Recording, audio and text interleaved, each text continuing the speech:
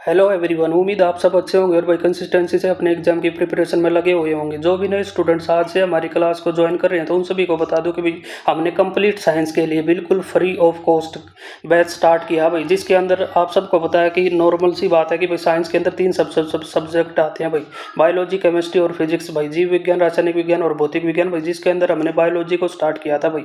ये हमारी बायोलॉजी की थर्ड क्लास है भाई। इससे पहले दो क्लासेज हो चुकी हैं भाई, तो जब भी अगर आप कोई नया स्टूडेंट जुड़ा तो उसको कंपलसरी है कि भाई वो इससे पहले दोनों क्लासेज को कंप्लीट करे भाई, तभी आगे के रिलेट। क्योंकि बायोलॉजी के अंदर क्या होता है कि जीव विज्ञान के अंदर क्या होता है कि भाई हर चीज़ है ना दूसरी चीज़ से मतलब रिलेटेड होती है। हर टॉपिक जो होता है दूसरे टॉपिक से रिलेटेड होता है। जैसे हमने सबसे पहले जो टॉपिक उठाया वो एक सेल उठाया।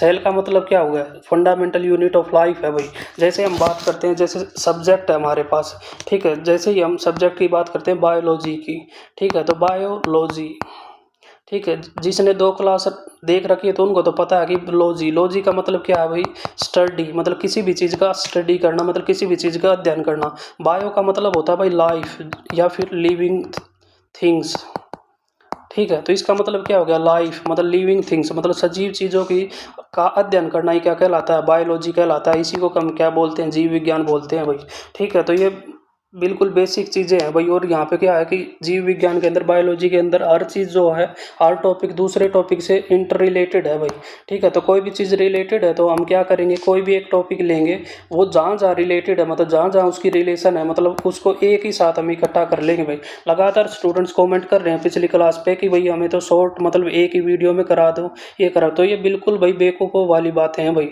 ठीक है। इन चीज़ों से सिलेक्शन कभी नहीं होता भाई। जो आपको ये करा रहा है, मान लो यूट्यूब पे, मैं केवल साइंस की बात कर रहा हूँ भाई, क्योंकि मुझे नॉलेज केवल मेरे सब्जेक्ट की है, तो मैं केवल साइंस की बात कर रहा हूँ भाई। साइंस के अंदर ऐसा हो ही नहीं सकता भाई कि मैं आपको कंप्लीट टॉपिक एक ही क्लास के अंदर करा दूँ और फिर आपको बोल दूँ कि भाई 15 नंबर की साइंस यहीं से आ जाएगी, हो ही नहीं सकता। जो मैं बेसिक कराऊंगा, बिल्कुल मैं पहले भी बता चुका हूँ, जो भी नए बच्चे, एक बार फिर से दोहरा रहा हूँ कि यहाँ पे हम बिल्कुल बेसिक चीज़ें पढ़ेंगे भाई। जैसे हमने सबसे पहले एक टॉपिक उठा रखा भाई, सेल, कोशिका। तो कोशिका की जब भी पिछली क्लास के अंदर भी बताया था कि कोशिका के 3 चैप्टर हैं भाई टोटल, 9 to 12, ठीक है। एक 9th के अंदर है जिसका नाम है cell fundamental unit of life. दूसरा जो चैप्टर है वो cell the unit of life जो 11th के अंदर है।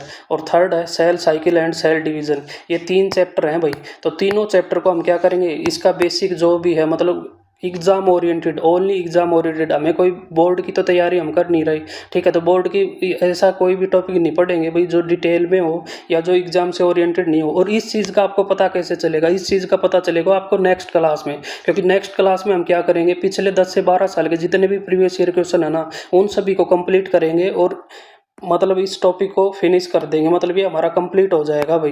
तो लगातार जो कमेंट कर रहे हैं तो या तो वो सीरियस नहीं है भाई अपनी तैयारी को लेके, ठीक है, या फिर उनको मतलब ये वो केवल उन स्टूडेंट्स में है जिनको मतलब तैयारी से कोई मतलब ही नहीं है, वो केवल टाइम पास कर रहे हैं। सच्चाई तो ये है भाई साइंस की तो, ठीक है। बाकी आपको क्लासेज जैसी भी लगे आप कमेंट करके बता सकते हो। क्लास के अंदर आपको कोई भी डाउट आए, जैसे कि कोई भी क्लास हुई, फर्स्ट हुई, सेकंड हुई और आज थर्ड क्लास है, थर्ड क्लास के अंदर मतलब आपको जो भी डाउट आए तो आप कमेंट में ये बता सकते हो भाई इस चीज़ से इस चीज़ में इश्यू आ रहा है, मतलब कोई टॉपिक हो, कोई भी चीज़ हो। जैसे पिछली क्लास में गुड़िया ने क्वेश्चन कर रखा था कि भाई आपने ये तो चलो बिल्कुल बेसिक से बता दिया, सब कुछ समझा दिया कि सॉल्यूशन जैसे हमने किया था पिछली क्लास में विलियन, ठीक है। तो वो पूछ रही है कि सॉल्यूट विलय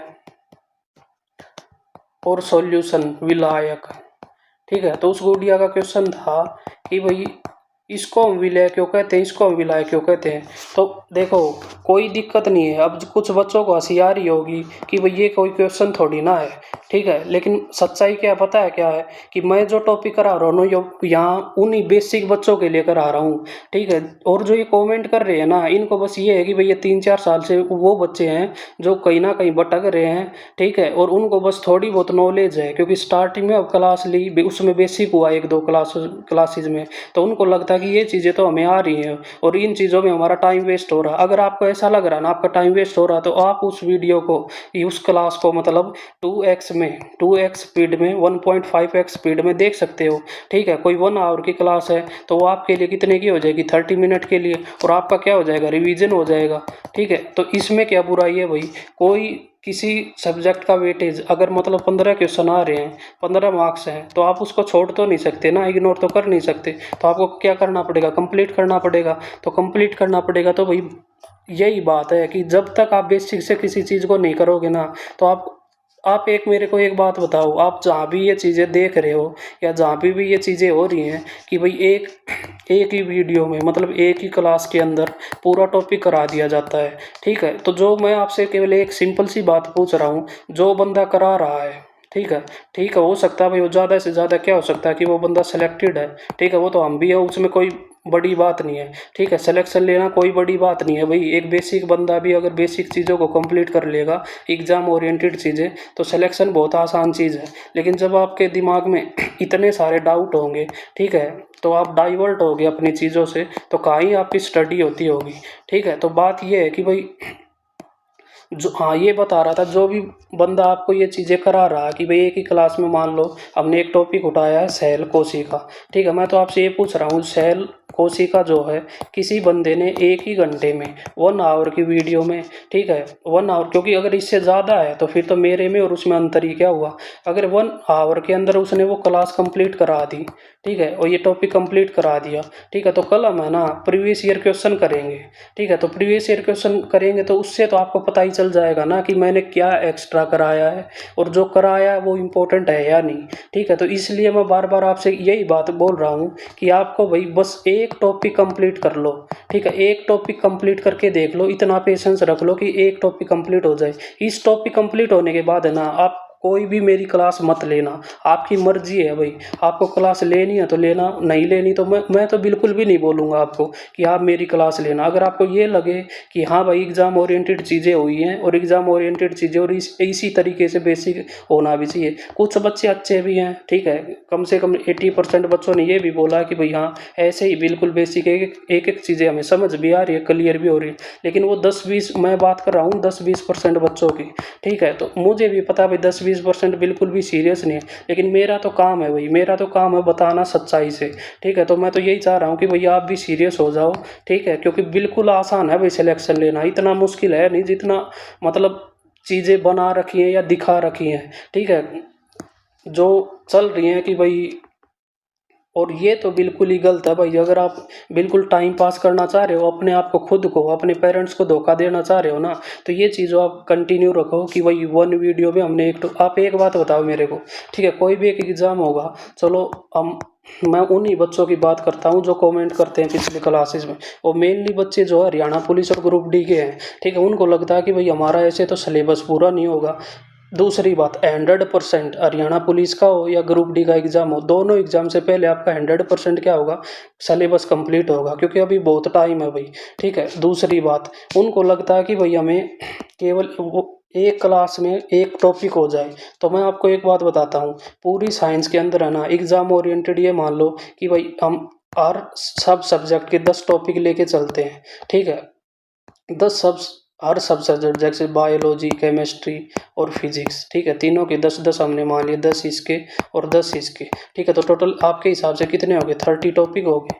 30 टॉपिक हो गए तो वो कितने दिन में हो जाएंगे आपके हिसाब से, 30 दिन में हो जाएंगे, ठीक है, 30 दिन में हो जाएंगे। तो आप ये बताओ कि जिसने ये टॉपिक कराए हैं, जिसने भी, जो भी बंदा करा रहा है, जिसके भी कहने से आप बोल रहे हो या जिसके भी देखने से, कराने से आपने कहीं ना कहीं देखा है, तो क्या वो आपने पिछले साल भी सभी बच्चे, वो तो है नहीं कि भी जो 10th क्लियर करके आए हैं अभी, या कि जिन्होंने केवल 12th ही की है, कुछ ऐसे भी मिलोगे जो 2-2 4-4 साल से अपना क्या कर रहे हैं भाई, अलग अलग कोचिंग ले रहे हैं, ठीक है, लेकिन उनको सफलता नहीं मिली। तो सच्चाई तो यही है भाई, सफलता इसीलिए नहीं मिली, ठीक है, क्योंकि हर सब्जेक्ट, सबसे इंपॉर्टेंट बात होती है हर सब्जेक्ट पे कमांड बनाना।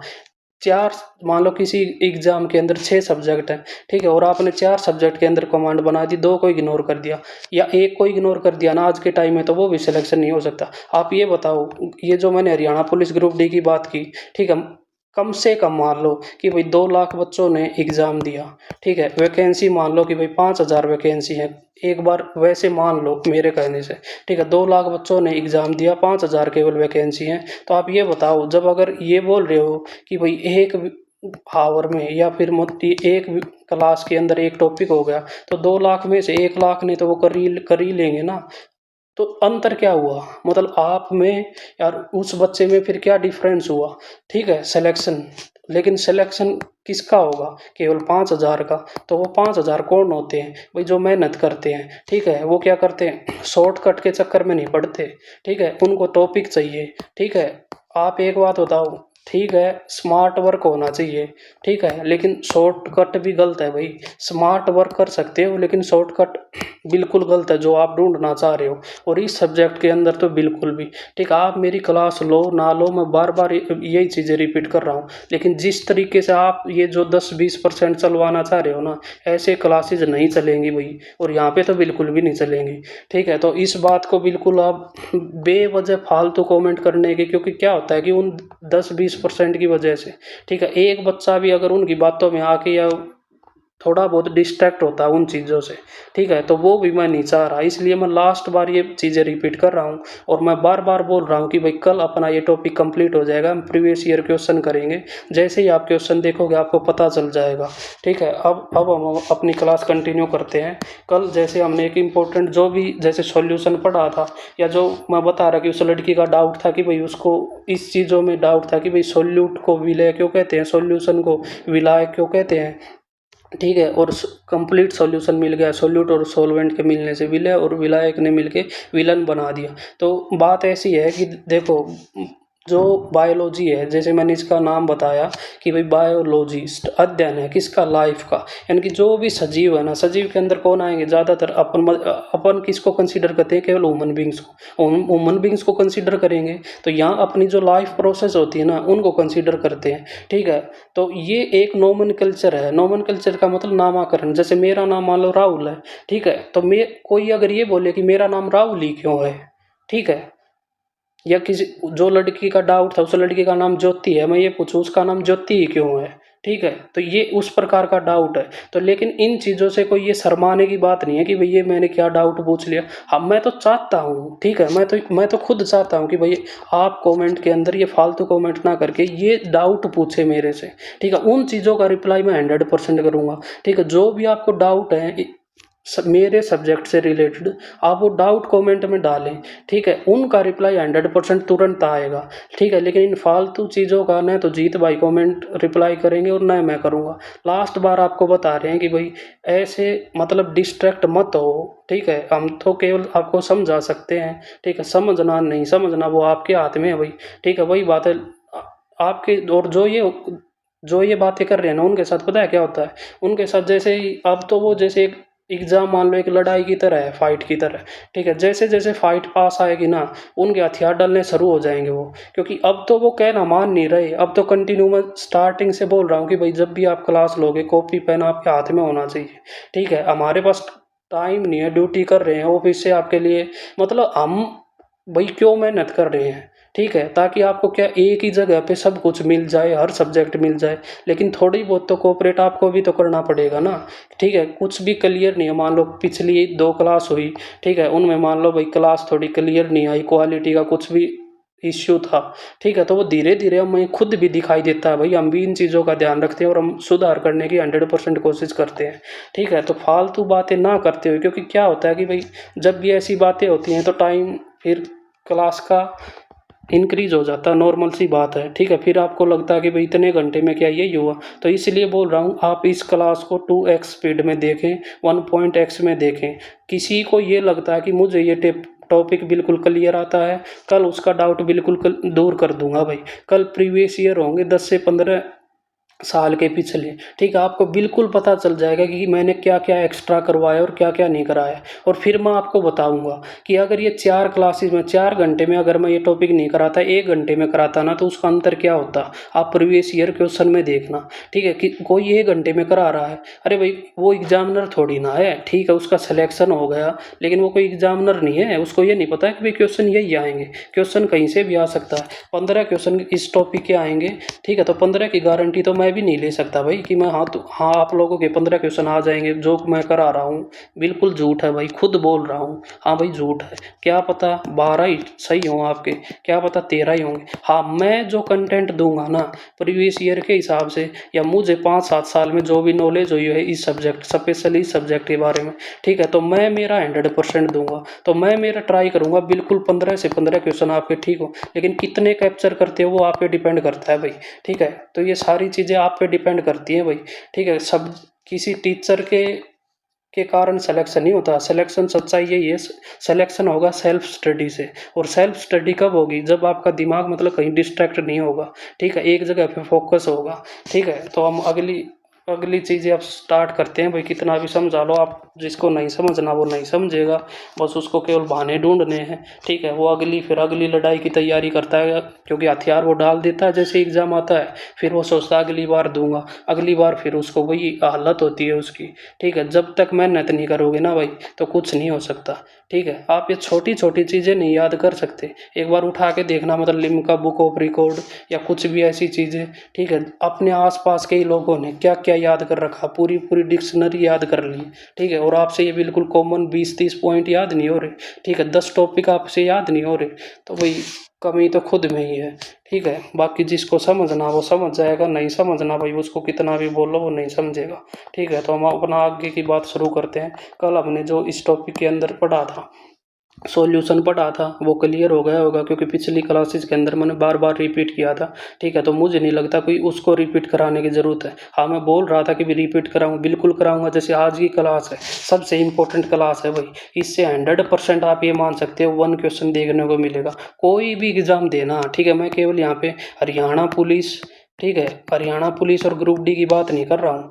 आने वाला अब कोई भी एग्ज़ाम देख लेना, आसपास जो भी एग्ज़ाम आए, रेलवे का, एसएससी का, जो भी एग्ज़ाम हो मतलब। ठीक है, जीडी का एग्ज़ाम होगा, कोई भी एग्ज़ाम आए, आप एक बार है ना उसमें साइंस देखना। ठीक है, 100% गारंटी लेता हूँ भाई साइंस की। ठीक है, इससे बाहर अगर कोई बिल्कुल ही भाई 1-2 क्वेश्चन एग्जामिनर ने जो क्वेश्चन ऐसे डालने होते हैं ना भाई, कि वो तो कोई भी नहीं कर सकता, उन क्वेश्चन की तो देखो गारंटी मैं भी नहीं ले सकता। लेकिन अगर अपनी 9 से 12th की मैं 100% गारंटी लेता हूँ भाई। ठीक है, कुछ बच्चे बोलते हैं कि गारंटी नहीं ले सकते 15 क्वेश्चन की, तो वो इसलिए बोलते हैं क्योंकि वो रटते हैं 6 और 10th। ठीक है, लेकिन मैं बार बार आपको बता रहा हूँ कि 11th और 12th की बेसिक चीज़ें बिल्कुल बेसिक चीज़ें हैं भाई, और बिल्कुल बेसिक चीज़ें ही पूछी जाती हैं। ऐसा नहीं कि भी 10th से ऊपर पूछे नहीं जाएंगे, 1-2 क्वेश्चन 100% पूछे जाते हैं हर साल। ठीक है, और वो बेसिक हमें करना पड़ेगा। और मैं तो खुद बार बार आपको बोल रहा हूँ, कल जब प्रीवियस ईयर करेंगे तो आपको पता चल जाएगा भाई। तो हम आगे क्लास कंटिन्यू करते हैं। तो लास्ट हमें जो करना था वो ये करना था कि हमें भाई सब कुछ पता चल गया था कि सेल होती क्या है, डिस्कवरी किस किसने की। ठीक है, फिर साइज के बारे में देखो, एक एक चीज़ आपके टिप्स पे हो सकती है। ठीक है, मेरे सामने अब क्या कुछ भी नहीं है, लेकिन अगर मैं स्टार्ट से पढ़ूँ सेल, धीरे धीरे मैं एक बार रिपीट कर रहा हूँ, सेल कोशिका, कोशिका क्या होती है भाई, तो क्या होती है बताओ, fundamental unit of life, structural unit of life. ठीक है, बिल्डिंग ब्लॉक ऑफ लाइफ। ठीक है, ये सारी चीज़ें, फिर कौन कौन से साइंटिस्ट आए, एक एक टॉपिक मेरे को तो वो ध्यान में है कि भाई उसके बाद क्या है, उसके बाद क्या है। ठीक है, नॉन लिविंग किसने डिस्कवरी की, लिविंग की किसने की, फिर सेल थ्योरी आई स्कोल्डन और सोन की।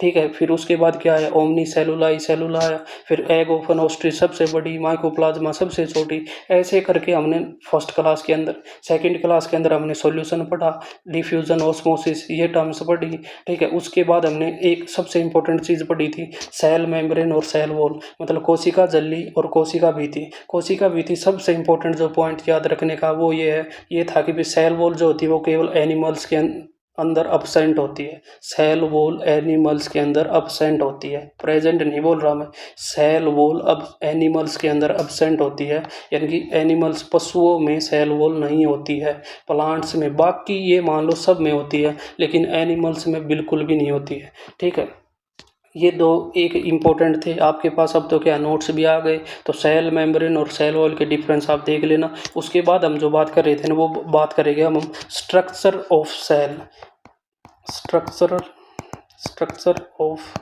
Cell and its parts.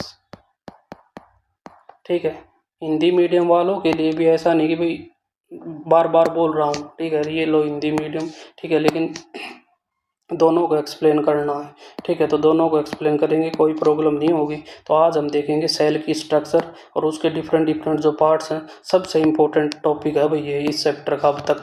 ठीक है, तो जब हम सेल की स्ट्रक्चर की बात करते हैं तो मान लो ये कोई भी एक सेल है, कोई भी एक सेल है भाई, तो ये क्या है ये बताओ मेरे को। तो ऐसे हम नहीं बता सकते, ये हो सकता है भाई सेल वॉल हो सकता है ये सेल मेम्ब्रेन हो, लेकिन मैंने लिख दिया ये भाई एनिमल सेल है, पशुओं की सेल है, पशुओं की सेल है। तो अब आप बताओ मेरे को ये क्या है, सेल वॉल है ये सेल मेम्ब्रेन है, बोलो। तो ये सेल मेम्ब्रेन हो सकती है, क्योंकि सेल वॉल तो क्या है एनिमल के अंदर एब्सेंट है। बार बार रिपीट कर रहा हूँ, और कल प्रीवियस ईयर क्वेश्चन करेंगे ना, तब ये क्वेश्चन देखना किस किस एग्जाम में और कितनी बार रिपीट हुआ। ठीक है, तो जो भी इंपॉर्टेंट क्वेश्चन है ना मैं बार बार खुद से रिपीट कर रहा हूँ भाई, ताकि वो आपके माइंड में सेट हो जाए बिल्कुल। ठीक है, तो जब हम किसकी बात करेंगे अब स्ट्रक्चर की, एक बार जल्दी से हम स्ट्रक्चर देखते हैं। वैसे ये बनी हुई है लेकिन आप एक बार समझो। ठीक है, मान लो ये कोई भी एक सेल है, मैंने बोल दिया भाई ये तो है एनिमल सेल। ठीक है, एनिमल सेल है, ठीक है एनिमल सेल है, तो ये क्या होगी सेल मेम्ब्रेन होगी, मतलब कोशिका की झिल्ली होगी। ठीक है, प्लाज्मा झिल्ली होगी। इसके अंदर हमने बताया था सबसे सेंटर में होता है न्यूक्लियस। क्या होता है न्यूक्लियस, न्यूक्लियस मतलब केंद्रक, केंद्रक मतलब इसकी डिस्कवरी किसने की थी, रॉबर्ट ब्राउन ने की थी भाई। ठीक है, मेरे को एक एक चीज़ याद है तो आप क्यों नहीं कर सकते भाई, हर कोई कर सकता है। ठीक है, न्यूक्लियस की डिस्कवरी की थी रॉबर्ट ब्राउन ने। ठीक है, ये हो गया। अब इस रीजन को हमने क्या बोला था भाई, इस रीजन को हमने बोला था साइटोप्लाज्म, साइटोप्लाज्म, साइटोप्लाज्म पढ़ा था भाई। साइटोप्लाज्म के अंदर अभी एक बात ध्यान रखना, साइटोप्लाज्म के अंदर सबसे ज़्यादा सेल, मैं बोल रहा ना सेल के पार्ट्स पढ़ेंगे, सेल के भाग पढ़ेंगे, तो सेल मतलब सेल ऑर्गेनेलीज। ठीक है, मतलब जो कोशिका के अंगांग होंगे, मतलब तो वो सबसे ज़्यादा किस कहाँ पे प्रेजेंट होते हैं, इस साइटोप्लाज्म के अंदर प्रेजेंट होते हैं भाई सबसे ज़्यादा। अब ये क्या है, ये बोल दिया न्यूक्लियस है। न्यूक्लियस के अंदर भी क्या होता है, एक न्यूक्लियोलस होता है भाई। क्या होता है न्यूक्लियोल, जैसे मान लो ये सेल है। ठीक है, जैसे ये कोई सेल है, सेल के अंदर न्यूक्लियस है ना। अब मैंने बस इतना बताया आपको कि ये सेल है और इस सेल के अंदर ये न्यूक्लियस है, तो इस न्यूक्लियस के अंदर भी एक सेल की तरह स्ट्रक्चर बनेगी और इसके अंदर क्या होगा न्यूक्लियस होगा। जैसे इस सेल के अंदर न्यूक्लियस है, न्यूक्लियस के अंदर क्या होगा न्यूक्लियस होगा। तो एक्चुअल में जो स्ट्रक्चर बनेगी ना किसी सेल की, ये होगी भाई, मान लो एनिमल की सेल है तो सेल मेम्ब्रेन, ये होगी भाई इसका न्यूक्लियस। इस न्यूक्लियस के अंदर भी क्या होगा न्यूक्लियोलस होगा भाई, ये होगा न्यूक्लियोलस, न्यूक्लियोलस होगा भाई, ये न्यूक्लियस होगा भाई। ये साइटोप्लाज्म बता ही दिया। जैसे ही सेल के अंदर ये क्या था न्यूक्लियस था, ये क्या था सेल मेम्ब्रेन थी, ये साइटोप्लाज्म था। अब इसके अंदर ऐसे ही बनाएंगे कि भाई ये न्यूक्लियस था, इसके अंदर न्यूक्लियोलस है, तो इसको हम क्या बोलेंगे, इसको हम जैसे इसको साइटोप्लाज्म, क्योंकि साइटोप्लाज्म था किसका सेल का, तो ये किसका है न्यूक्लियस का, तो इसको हम बोल देंगे न्यूक्लियोप्लाज्म, न्यूक्लियोप्लाज्म। तो इस रीजन को हम क्या बोल देंगे न्यूक्लियोप्लाज्म। ठीक है, अब देखो जो ये डायग्राम है इसको देखना है आप एक बार, यहाँ पे समझ में आएगी अब बात। जैसे ये सेल है, मान लो ये सेल है, तो इसकी देखो ये जो आउटर मोस्ट है ना, आउटर मोस्ट है, तो इसने डिफाइन नहीं करा था, क्योंकि इस पता थोड़ी ना है भाई ये प्लांट की सेल है या एनिमल की सेल, यहाँ पे केवल सेल लिख रखा है। ठीक है, तो हमें नहीं पता ये प्लांट, अब मैंने बोल दिया आपको ये एनिमल की सेल है। ठीक है, तो एनिमल की सेल है तो इसके अंदर क्या होगा, एनिमल की सेल होगी तो इसको हम क्या बोलेंगे सेल मेम्ब्रेन, क्योंकि सेल वॉल तो बोल ही नहीं सकते, इसको हम कोशिका झिल्ली बोलेंगे, कोशिका भित्ति नहीं बोल सकते, क्योंकि वो तो एनिमल सेल के अंदर एब्सेंट होती है। बार बार रिपीट कर रहा हूँ। ठीक है, तो ये हो गया। अब इसके अंदर क्या हो गया, ये जो रीजन हो गया, ये जो रीजन हो गया, ये क्या हो गया न्यूक्लियस हो गया। ये रहा भाई न्यूक्लियस, इस न्यूक्लियस के अंदर कौन है न्यूक्लियोलस है। जैसे ही सेल मेम्ब्रेन और इस न्यूक्लियस के बीच वाले रीजन को हम क्या बोलते हैं साइटोप्लाज्म बोलते हैं, साइटोप्लाज्म।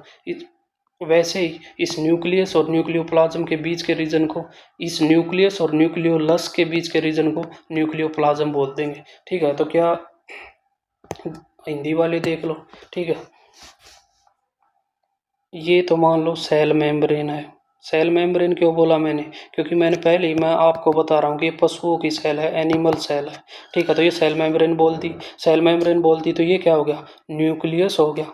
ये क्या हो गया, न्यूक्लियस हो गया। ये यहाँ पे ये न्यूक्लियस हो गया। न्यूक्लियस के अंदर क्या हो गया, न्यूक्लियोलस हो गया। न्यूक्लियोलस हो गया। न्यूक्लियोलस जैसे सेल मेम्ब्रेन और न्यूक्लियस के बीच के रीजन को हम क्या बोलेंगे, साइटोप्लाज्म। तो वैसे ही इस न्यूक्लियस और न्यूक्लियोलस के बीच के रीजन को हम क्या बोल देंगे, न्यूक्लियोप्लाज्म। बिल्कुल आसान बात है भाई। ठीक है, एक बार खुद बनाओगे देखोगे बिल्कुल समझ में आ जाएगा, कोई बड़ी बात नहीं है। ठीक है, न्यूक्लियस की बात करें। ठीक है, यह नाभि के अंदर स्थित गोलाकार संरचना है। इसका मुख्य ये क्या है, न्यूक्लियोलस है। क्योंकि ये न्यूक्लियस नाभि के अंदर है ना, जैसे नाभि ये है, यह कोशिका नियंत्रण के अंदर बताया था, ये कंट्रोलर है। जब हम किसी भी सेल की बात करेंगे तो क्या बताया था, बिल्कुल सेंटर में सबसे बड़ी सेल ऑर्गेनेली जो होता है वो कौन होता है, न्यूक्लियस होता है। ठीक है, और न्यूक्लियस को हमने क्या बोला था, ब्रेन ऑफ सेल, कोशिका का मस्तिष्क बोला था। ठीक है, यह कोशिका का नियंत्रण केंद्र है। दूसरा, अब हम इसके आगे पढ़ेंगे कि इसी के अंदर क्या होता है। जैसे इसके अंदर क्या हो गया, ये न्यूक्लियोलस हो गया ना, तो और इसके अंदर क्या हो गया, ये क्या हो गया, जैसे ये हो गया साइटोप्लाज्म। तो इस न्यूक्लियस और न्यूक्लियोलस के बीच के रीजन को हम बोलेंगे क्या, न्यूक्लियोप्लाज्म। तो न्यूक्लियोप्लाज्म के अंदर एक्चुअल में क्या होते हैं, धागे जैसी स्ट्रक्चर होती है। अब जब आगे हम पढ़ेंगे, धागे जैसी जो स्ट्रक्चर होती है उनको बोलते हैं क्रोमैटिन। क्या बोलते हैं, क्रोमैटिन। जब भी ये जो सेल होगी, हमने बताया था, जैसे स्केल्डियन और सोल ने थ्योरी दी थी कि जो भी नई सेल बनेगी वो अपनी पिछली सेल से बनेगी। तो क्योंकि कैसे बनेगी, जैसे 11th में एक चैप्टर है cell cycle and cell division, मतलब कोशिका का विभाजन। तो कोई भी कोशिका क्या करेगी, विभाजन, उसके अंदर विभाजन होगा और वो नई सेल बना देगी। तो जब भी ये सेल डिवीजन के लिए जाती है, विभाजन के लिए जाती है ना, तो जो ये धागे लाइक स्ट्रक्चर होती हैं, बिल्कुल ये एक दूसरे के ऐसे अटैच हो जाते हैं और ये क्या बना देते हैं, इनको जैसे क्रोमेटिन बोला, और ये क्रोमोजोम्स बन जाते हैं। ठीक है, क्रोमोजोम्स। ये सारी चीज़ें हम डिटेल में पढ़ेंगे, बस आपको ये बताना चाह रहा हूँ कि जो ये न्यूक्लियस होता है ना, इसके अंदर ही क्या होता है, क्रोमोजोम्स होते हैं, और उस क्रोमोजोम्स में क्या होता है, डीएनए होता है। क्रोमोजोम्स, डीएनए पे क्या होता है, जीन्स होते हैं। ये सारी चीज़ें अब आगे पढ़ेंगे बेसिक से, बिल्कुल। ठीक है, तो ऐसे किसी को ये समझ नहीं आ रहा हो या नई चीज़ें लग रही हैं तो बिल्कुल घबराने की ज़रूरत नहीं है भाई। एक एक चीज़ बिल्कुल बेसिक से कराएंगे। ठीक है, और बेसिक से कराने का फ़ायदे ये है भाई, क्योंकि एग्जाम के अंदर चीज़ें ही बेसिक पूछी जाएंगी। ठीक है, तो जब भी बात की जाए आपको ये सारी चीज़ें समझ आ जाएंगी। बस मैं आपको ये समझाना चाह रहा हूँ कि सेल के अंदर जो न्यूक्लियस होता है ना, उस न्यूक्लियस के अंदर क्या पाए जाते हैं, क्रोमोजोम्स में क्या होते हैं, डीएनए के अंदर क्या होते हैं, जीन्स होते हैं। ठीक है, तो ये कोशिका का बिल्कुल सेंटर का रीजन है, और ये क्या है, इसके अंदर डीएनए पाया जाता है। ये कोशिका की सभी गतिविधियों को, ये बोल तो दिया कि ये ब्रेन ऑफ सेल है भाई, बिल्कुल कंट्रोलर ऑफ सेल है। ठीक है, फिर न्यूक्लियोप्लाज्म के अंदर क्या है, ये भी नाभि के अंदर, मतलब ये न्यूक्लियस के अंदर है। ये तो दिख ही रहा है, ये अथर दर्व जेल, मतलब ये जो जैसे साइटोप्लाज्म होता है ना बाहर, सेल कोशिका झिल्ली और न्यूक्लियस के बीच में साइटोप्लाज्म होता है, और यहाँ पे न्यूक्लियोप्लाज्म होता है। ये दोनों क्या होते हैं, द्रव्य होते हैं, मतलब लिक्विड फॉर्म में ज़्यादा पाया जाता है इनका रीजन। ठीक है, तो ये लिखा हुआ है इसमें जो मैं बता रहा हूँ ना, क्रोमेटिन, एंजाइम, न्यूक्लियो एंजाइम, मतलब ये सभी इसके अंदर प्रेजेंट होते हैं। यह नाभि के अंदर की संरचनाओं को सहारा देता है और उनके कार्य में मदद करता है।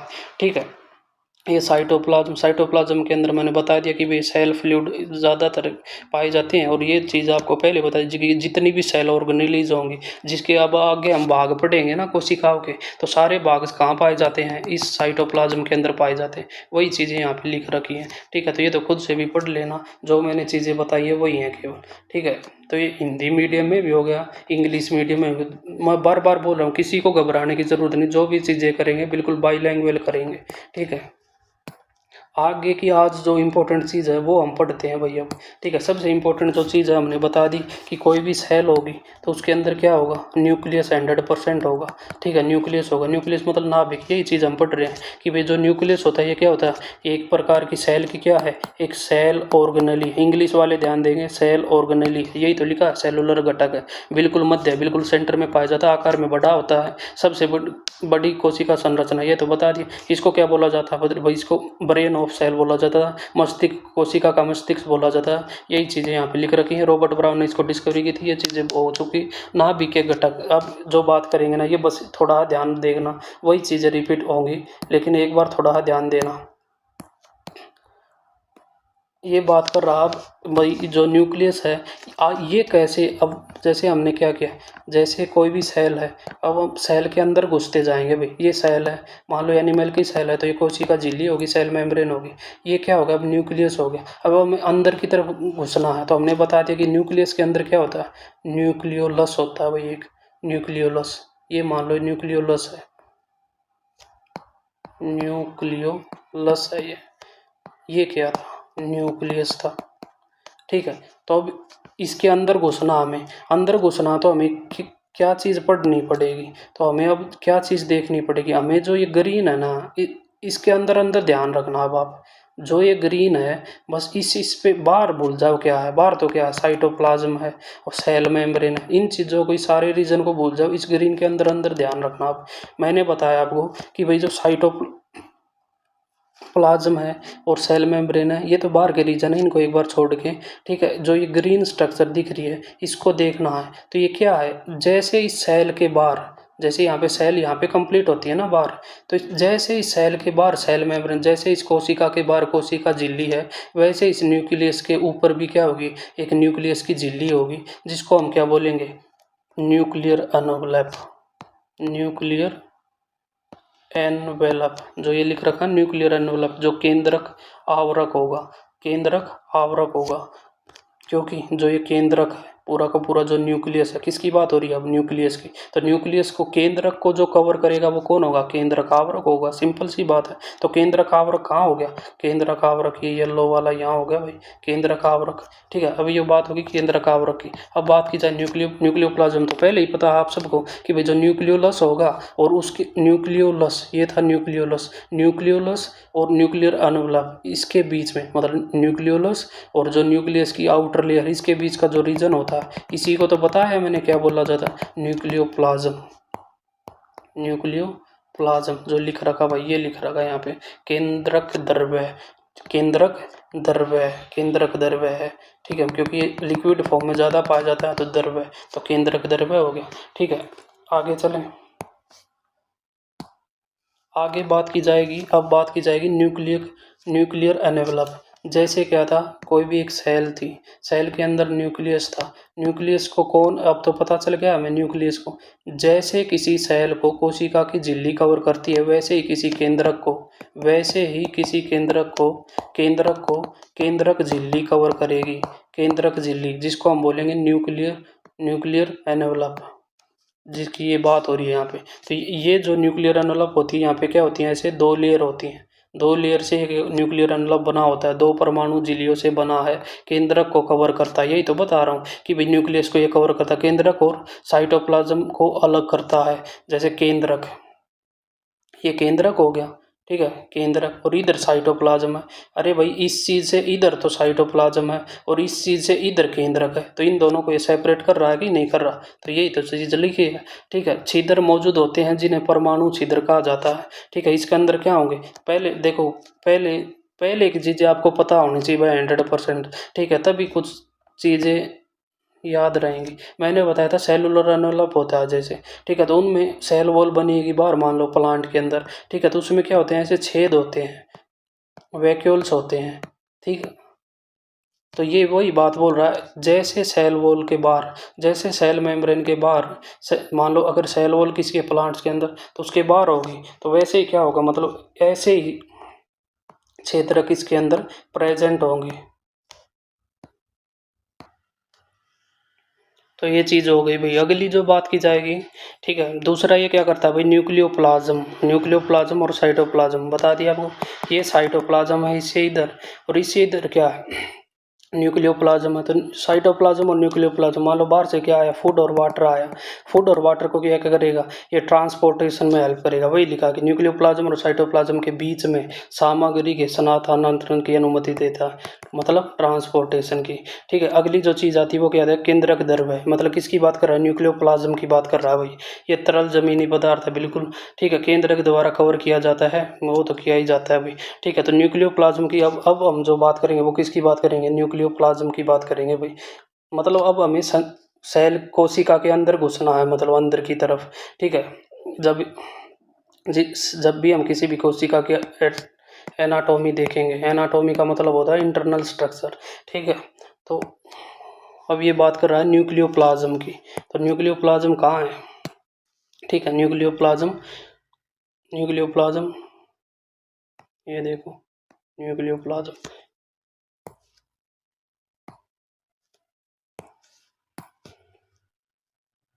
न्यूक्लियोप्लाज्म तो न्यूक्लियोप्लाज्म के अंदर बताया। ठीक है, न्यूक्लियोप्लाज्म के अंदर एक तो क्या होगा, जैसे कोई भी एक सेल है, सेल के अंदर ये है भाई न्यूक्लियस, न्यूक्लियस के अंदर ये है भाई न्यूक्लियोलस, न्यूक्लियोलस।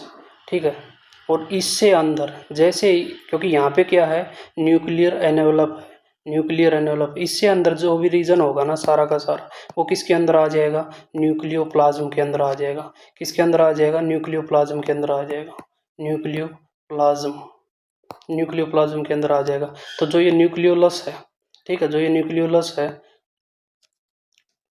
जो ये न्यूक्लियोलस है, ठीक है, तो ये भी तो किसके अंदर ही आया, न्यूक्लियोप्लाज्म के अंदर। तो यही तो हम पढ़ रहे कि न्यूक्लियोप्लाज्म के अंदर एक तो ये न्यूक्लियोलस आ जाएगा, और एक जो क्रोमेटिन मेटेरियल बताए थे ना कि भाई न्यूक्लियोप्लाज्म के अंदर ऐसे धागे लाइक स्ट्रक्चर यहाँ पे क्या होंगे, ऐसे ही खरे बिखरे पड़े होंगे यहाँ पे।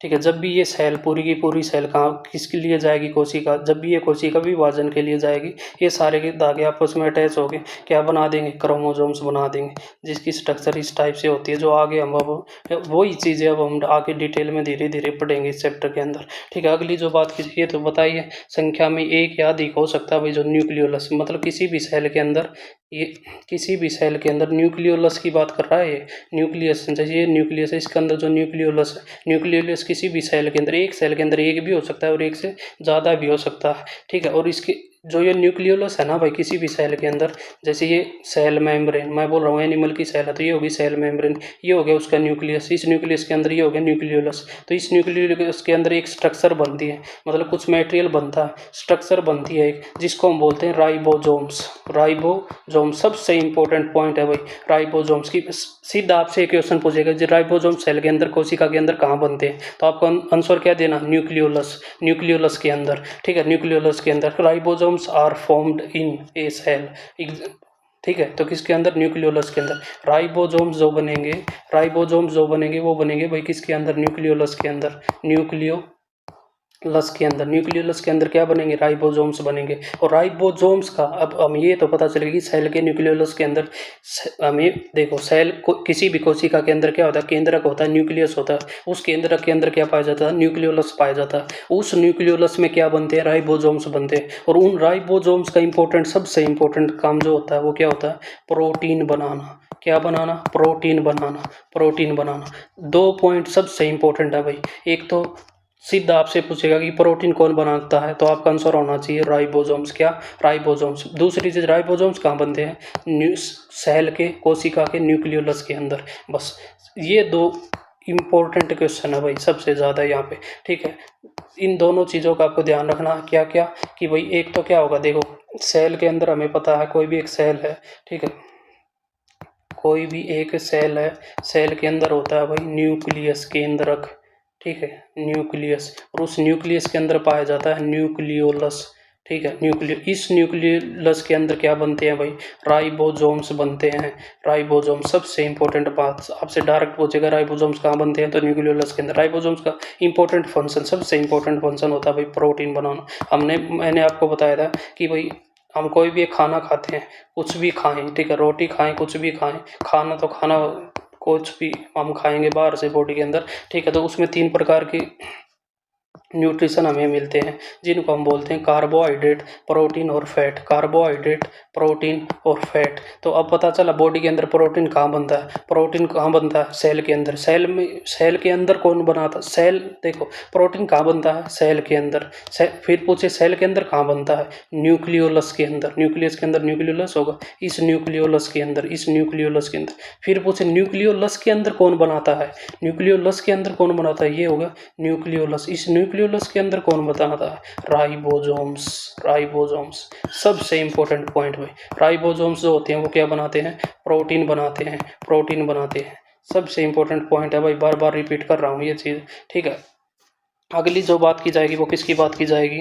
अगली क्रोमेटिन सामग्री। बताया था कि भाई धागे लायक जो स्ट्रक्चर्स होती हैं, जैसे धागे लायक जो स्ट्रक्चर्स होती हैं उनको क्या बोलते हैं? क्रोमेटिन बोलते हैं। तो इसने क्या बोल दिया? क्रोमेटिन स्ट्रक्चर्स बोल दिया उसको, ठीक है। धागे जैसी संरचनाओं का कोशिका विभाजन उलझा हुआ द्रव्यमान के अंदर, ठीक है। कोशिका विभाजन के दौरान क्रोमेटिन पदार्थ, देखो मैंने जो बताया कि जो धागे लाइक स्ट्रक्चर होती है क्रोमेटिन, वो क्रोमोसोम्स में बदल जाती है भाई जब भी कोशिका विभाजन के लिए जाती है। अगली जो बात करेंगे, अब जो इंपॉर्टेंट बात करेंगे, अब हम बात करेंगे किसकी? क्रोमोसोम्स की, ठीक है। एक बार फिर बिल्कुल बेसिक से देखेंगे, ठीक है, क्योंकि इंपॉर्टेंट है भाई। जो चीज़ इंपॉर्टेंट होगी मैं बार बार रिपीट कराऊंगा। जैसे भाई ये किसी की भी सेल है, मान लो ये अपनी सेल है, एनिमल की सेल है। एनिमल की सेल है तो ये क्या होगी? सेल मेम्ब्रेन होगी, कोशिका झिल्ली होगी, प्लाज्मा मेम्ब्रेन होगी, प्लाज्मा झिल्ली होगी, ठीक है। इसके अंदर हमें पता है भाई न्यूक्लियस पाया जाएगा, ठीक है भाई, हमें पता चलेगा न्यूक्लियस। तो इस न्यूक्लियस को कवर कौन करेगा भाई? इसको कवर करेगा न्यूक्लियर एनवेलप। कौन कवर करेगा भाई? Nuclear envelope. न्यूक्लियर एनवेलप इसको कवर करेगा, ठीक है भाई। इस न्यूक्लियस के अंदर भी हमें पता चला कि अंदर हमें मिलेगा न्यूक्लियोलस। न्यूक्लियोलस ये ले भाई, न्यूक्लियोलस, इसके अंदर न्यूक्लियोलस, ठीक है भाई। इस न्यूक्लियोलस के अंदर हमने अभी भी पढ़ा कि इसके अंदर राइबोसोम्स पाए जाते हैं भाई। क्या पाए जाते हैं? राइबोसोम्स, ठीक है। और राइबोसोम्स क्या करते हैं भाई? प्रोटीन बनाते हैं भाई, प्रोटीन, ठीक है। इंपॉर्टेंट पॉइंट, सबसे ज़्यादा इंपॉर्टेंट पॉइंट, राइबोसोम्स कहाँ पाए जाते हैं? न्यूक्लियोसोम के अंदर।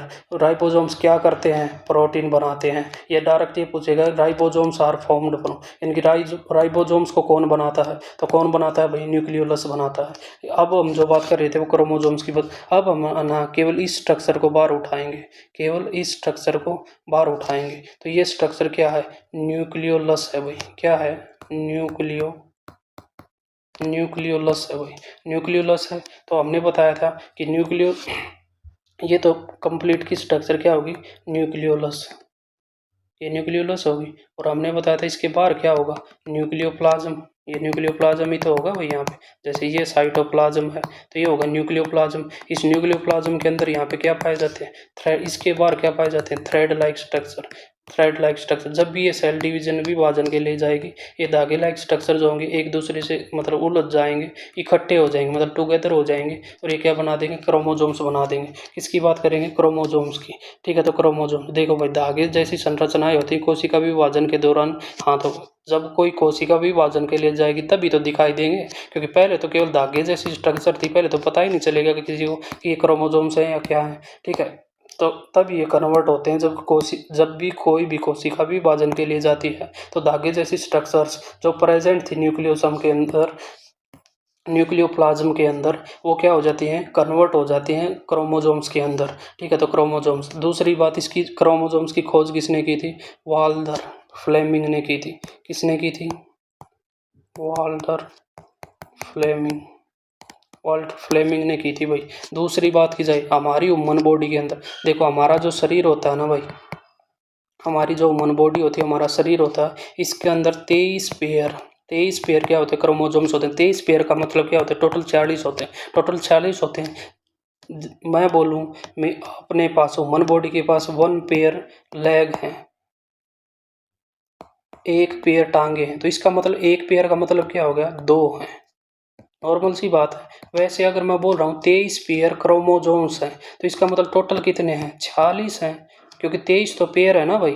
23 पेयर भी क्या होगी? डिवाइड हो गई। कैसे डिवाइड हुई? 22 पेयर में, और 1 पेयर अलग निकल गए।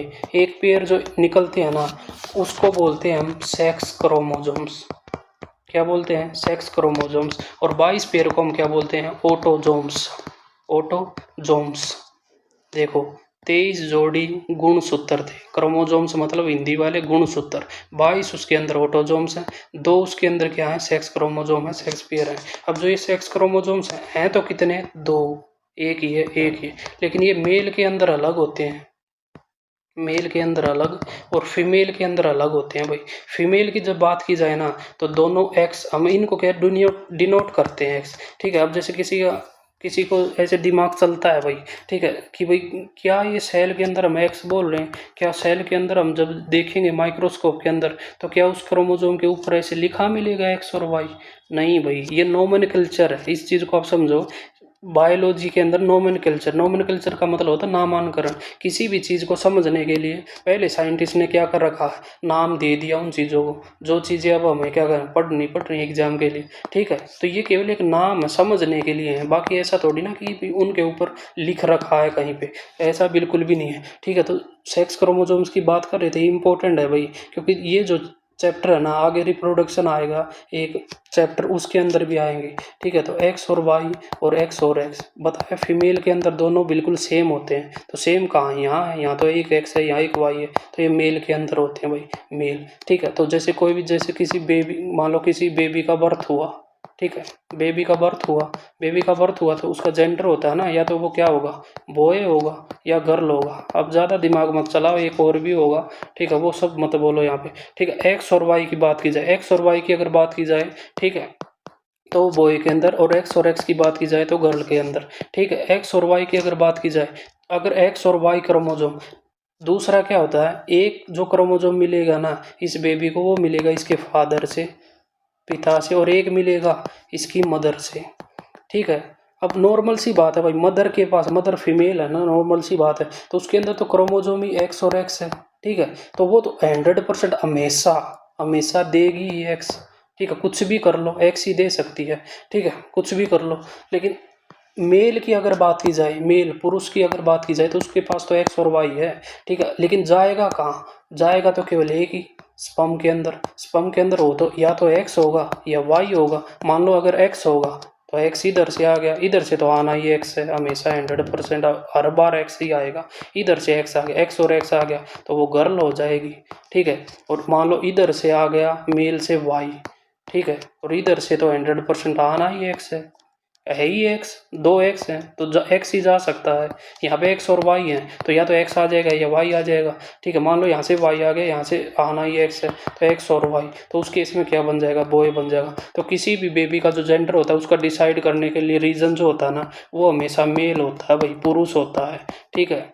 जैसे कुछ केसों में होता है ना कि फीमेल को मतलब उस चीज़ के लिए रिस्पॉन्सिबल ठहराया जाता है, तो साइंस की टर्म में बिल्कुल भी ऐसा नहीं है भाई, बिल्कुल वो झूठी बातें, अनपढ़ गंवार लोगों की वो बातें होती हैं कि फीमेल को उस चीज़ के लिए रिस्पॉन्सिबल बोला जाता है। लेकिन फीमेल तो बिल्कुल 1% भी रिस्पॉन्सिबल, क्योंकि फीमेल के कुछ हाथ में ही नहीं है ना, ठीक है। फीमेल के पास है ही क्रोमोसोम क्या, एक्स और एक्स है, तो वो क्या है, एक्स और एक्स ही ट्रांसफ़र हो सकता है, एक्स ही जाएगा आगे तो हमेशा, क्योंकि चाहिए एक ही आगे, 2 में से एक ही चाहिए, लेकिन दोनों सेम है तो एक ही बात है, एक्स ही जाएगा। लेकिन मेल के पास एक्स और वाई है तो उसका कारण कौन है, पुरुष है एक्चुअल में तो, ठीक है, पुरुष। अगर इसने एक्स, यहाँ से एक्स आया तो एक्स और एक्स फीमेल गर्ल बन जाएगी, ठीक है। लेकिन यहाँ से वाई आ गया और इधर से तो एक्स आना ही है तो क्या बन जाएगा, बॉय, लड़का बन जाएगा। तो इन सब चीज़ों के लिए रिस्पॉन्सिबल कौन है, पुरुष हुआ, न कि फीमेल हुई, ठीक है। तो फीमेल को इन चीज़ों के लिए ठहराना बिल्कुल गलत है भाई,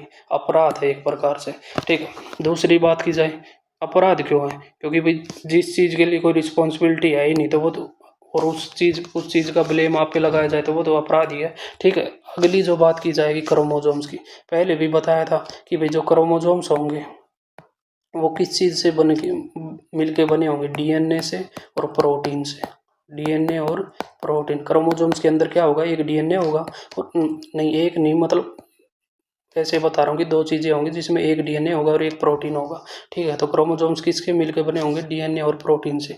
डीएनए में बताया था, मान लो ये क्रोमोसोम्स है, इसके अंदर क्या है? डीएनए है। डीएनए पे जैसे मतलब कोई भी, ये मान लो एक डीएनए है, डीएनए की स्ट्रक्चर है, एक्चुअल में क्या होता है? डबल हेलिकल मॉडल, जो हम आगे पढ़ेंगे। ठीक है, तो ऐसी स्ट्रक्चर होती है भाई डीएनए की, ऐसे। ठीक है, डबल हेलिकल मतलब आपस में उलझी हुई। तो इसमें छोटा सा जो सेगमेंट होते हैं ना, छोटे छोटे सेगमेंट में डीएनए डिवाइड होता है। जो एक सेगमेंट होता है ना, मान लो ये एक सेगमेंट है, इतना हिस्सा केवल, फिर अगला सेगमेंट ये है यहाँ पे, अगला सेगमेंट ये है यहाँ पे, अगला सेगमेंट ये है यहाँ पे, तो इनको हम बोलते हैं जीन्स। क्या बोलते हैं? जीन्स। ठीक है, तो वही चीज़ है, डीएनए के कार्यात्मक खंड को क्या कहा जाता है? जीन कहा जाता है। इसका मतलब क्या होगा? Structural and functional unit of DNA. English वाले ध्यान देंगे, स्ट्रक्चरल एंड फंक्शनल यूनिट। किसकी यूनिट? डीएनए की। क्या कहलाएगी? जीन।